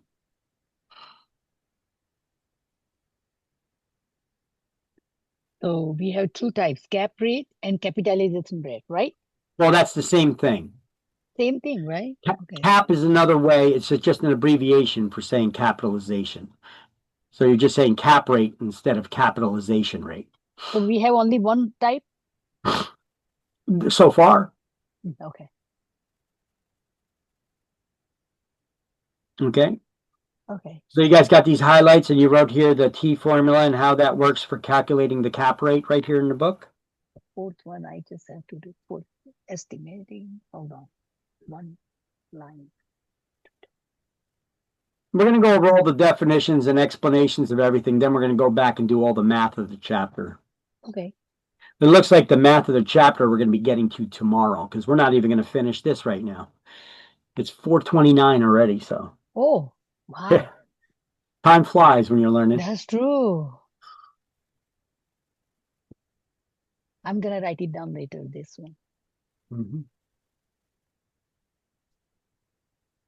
Let me know when you got all these highlights and the notes. I did it. Oh, you got it? Everybody got it? Yeah, I got it. Okay. So, come on. Why is the slide not changing? It's almost done, this chapter, right? Only few, maybe 1 or 2 pages. Okay, so now we're going to use the. Yeah, okay. So, next slide here, income approach to value is based on the present worth of future rights to income. It's used for valuing any property that generates income, whether it's an apartment building, office building, shopping center, multifamily houses, etc., using two common approaches, either the cap rate or something called the GRM, the gross rent multiplier. Oh, gross rate. However, the gross rent multiplier it's not used as often as you should be using it. Cap rate is more accurate. GRM is when you don't have all the information available about one property. You could take educated guesstimates and fill in numbers based on another property in the area that you do have all the numbers for. So if you don't have the income and expenses of one property, let's just say we have a 4-family house, and we're trying to determine the value of it based on the income. And it has 3-bedroom and 2-bedroom apartments, if it's in the same neighborhood, can we take an educated guess to just say that, generally speaking, those rentals of those 3-bedroom and a 2-bedroom in the same neighborhood, maybe in different buildings, should be similar, kind of close in the same price range? Not exactly, but in the same price range. Generally, they're not going to be extremely off figures.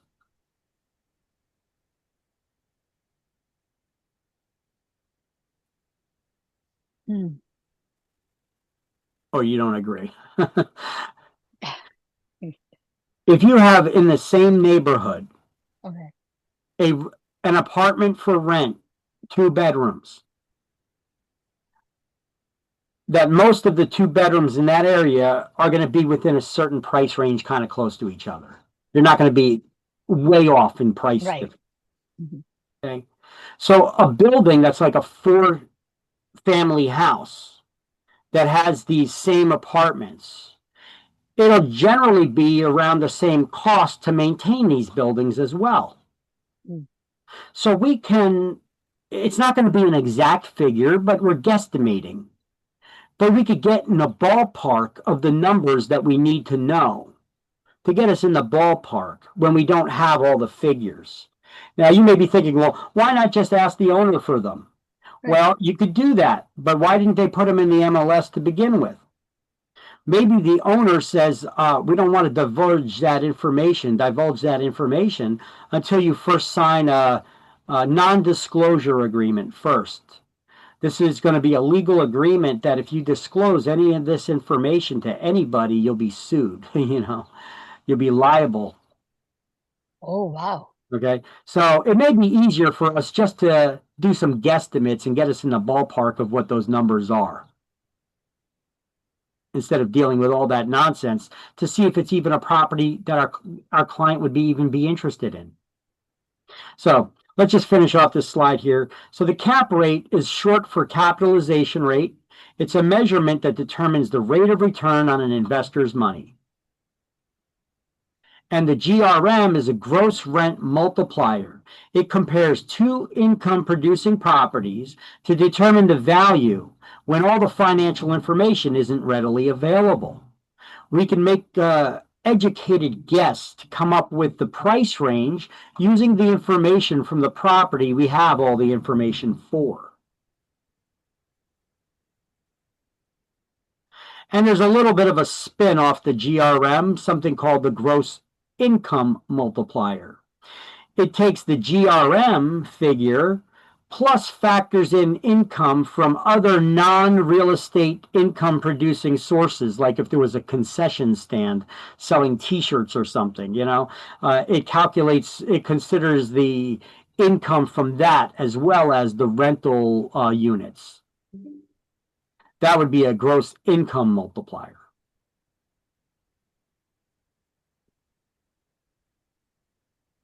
This is a pretty good note here on this slide if you want to snap a picture of this, by the way.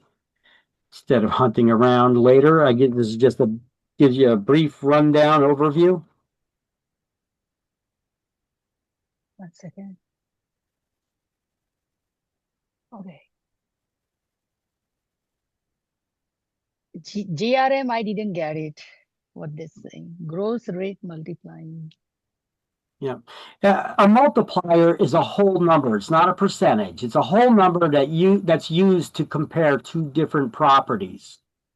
When you don't have all the information for one property, you could compare another similar property to it to try to determine its value. Oh, okay. And I'm going to show you how to do that. We didn't get into that yet. Okay, okay. So for cap rates, we're going to use that T formula. And these are the figures we need to know. As I put in here, the small number that always goes up top of a T formula would be the annual NOI. The large number would be the property value. And the rate or the percentage would be a cap rate that goes on the other side. And what's a cap rate? Capitalization rate, what is that? It's the rate of return on an investor's money. The higher the cap rate, the more money you make. Now, to figure out the GRM, the gross rent multiplier, which for some reason they always give on exams, even though most real estate agents forget them after they take their exam and never use this, I'm going to actually show you how it could be a very useful tool for you. But either way, you use something called that I call the reverse T formula. I made up that name for it. They just give it another T formula though, where the property value goes up top, gross monthly income on the bottom. I call it the reverse T formula because the large number, instead of being on the bottom, it goes up top. It's the reverse of what's normal. The property value goes up top, and the smaller number, the gross monthly income, goes on the bottom. It's not the annual net, it's the gross monthly. So you don't need to know what the expenses of this property are. You just need to know what the monthly income is. And at that, you could even guess to get in the ballpark. And then it'll give you a GRM, the gross rent multiplier, which is not a percentage or a rate. It's a whole number. And a multiplier is just an insignificant number that's used to compare two things, two properties.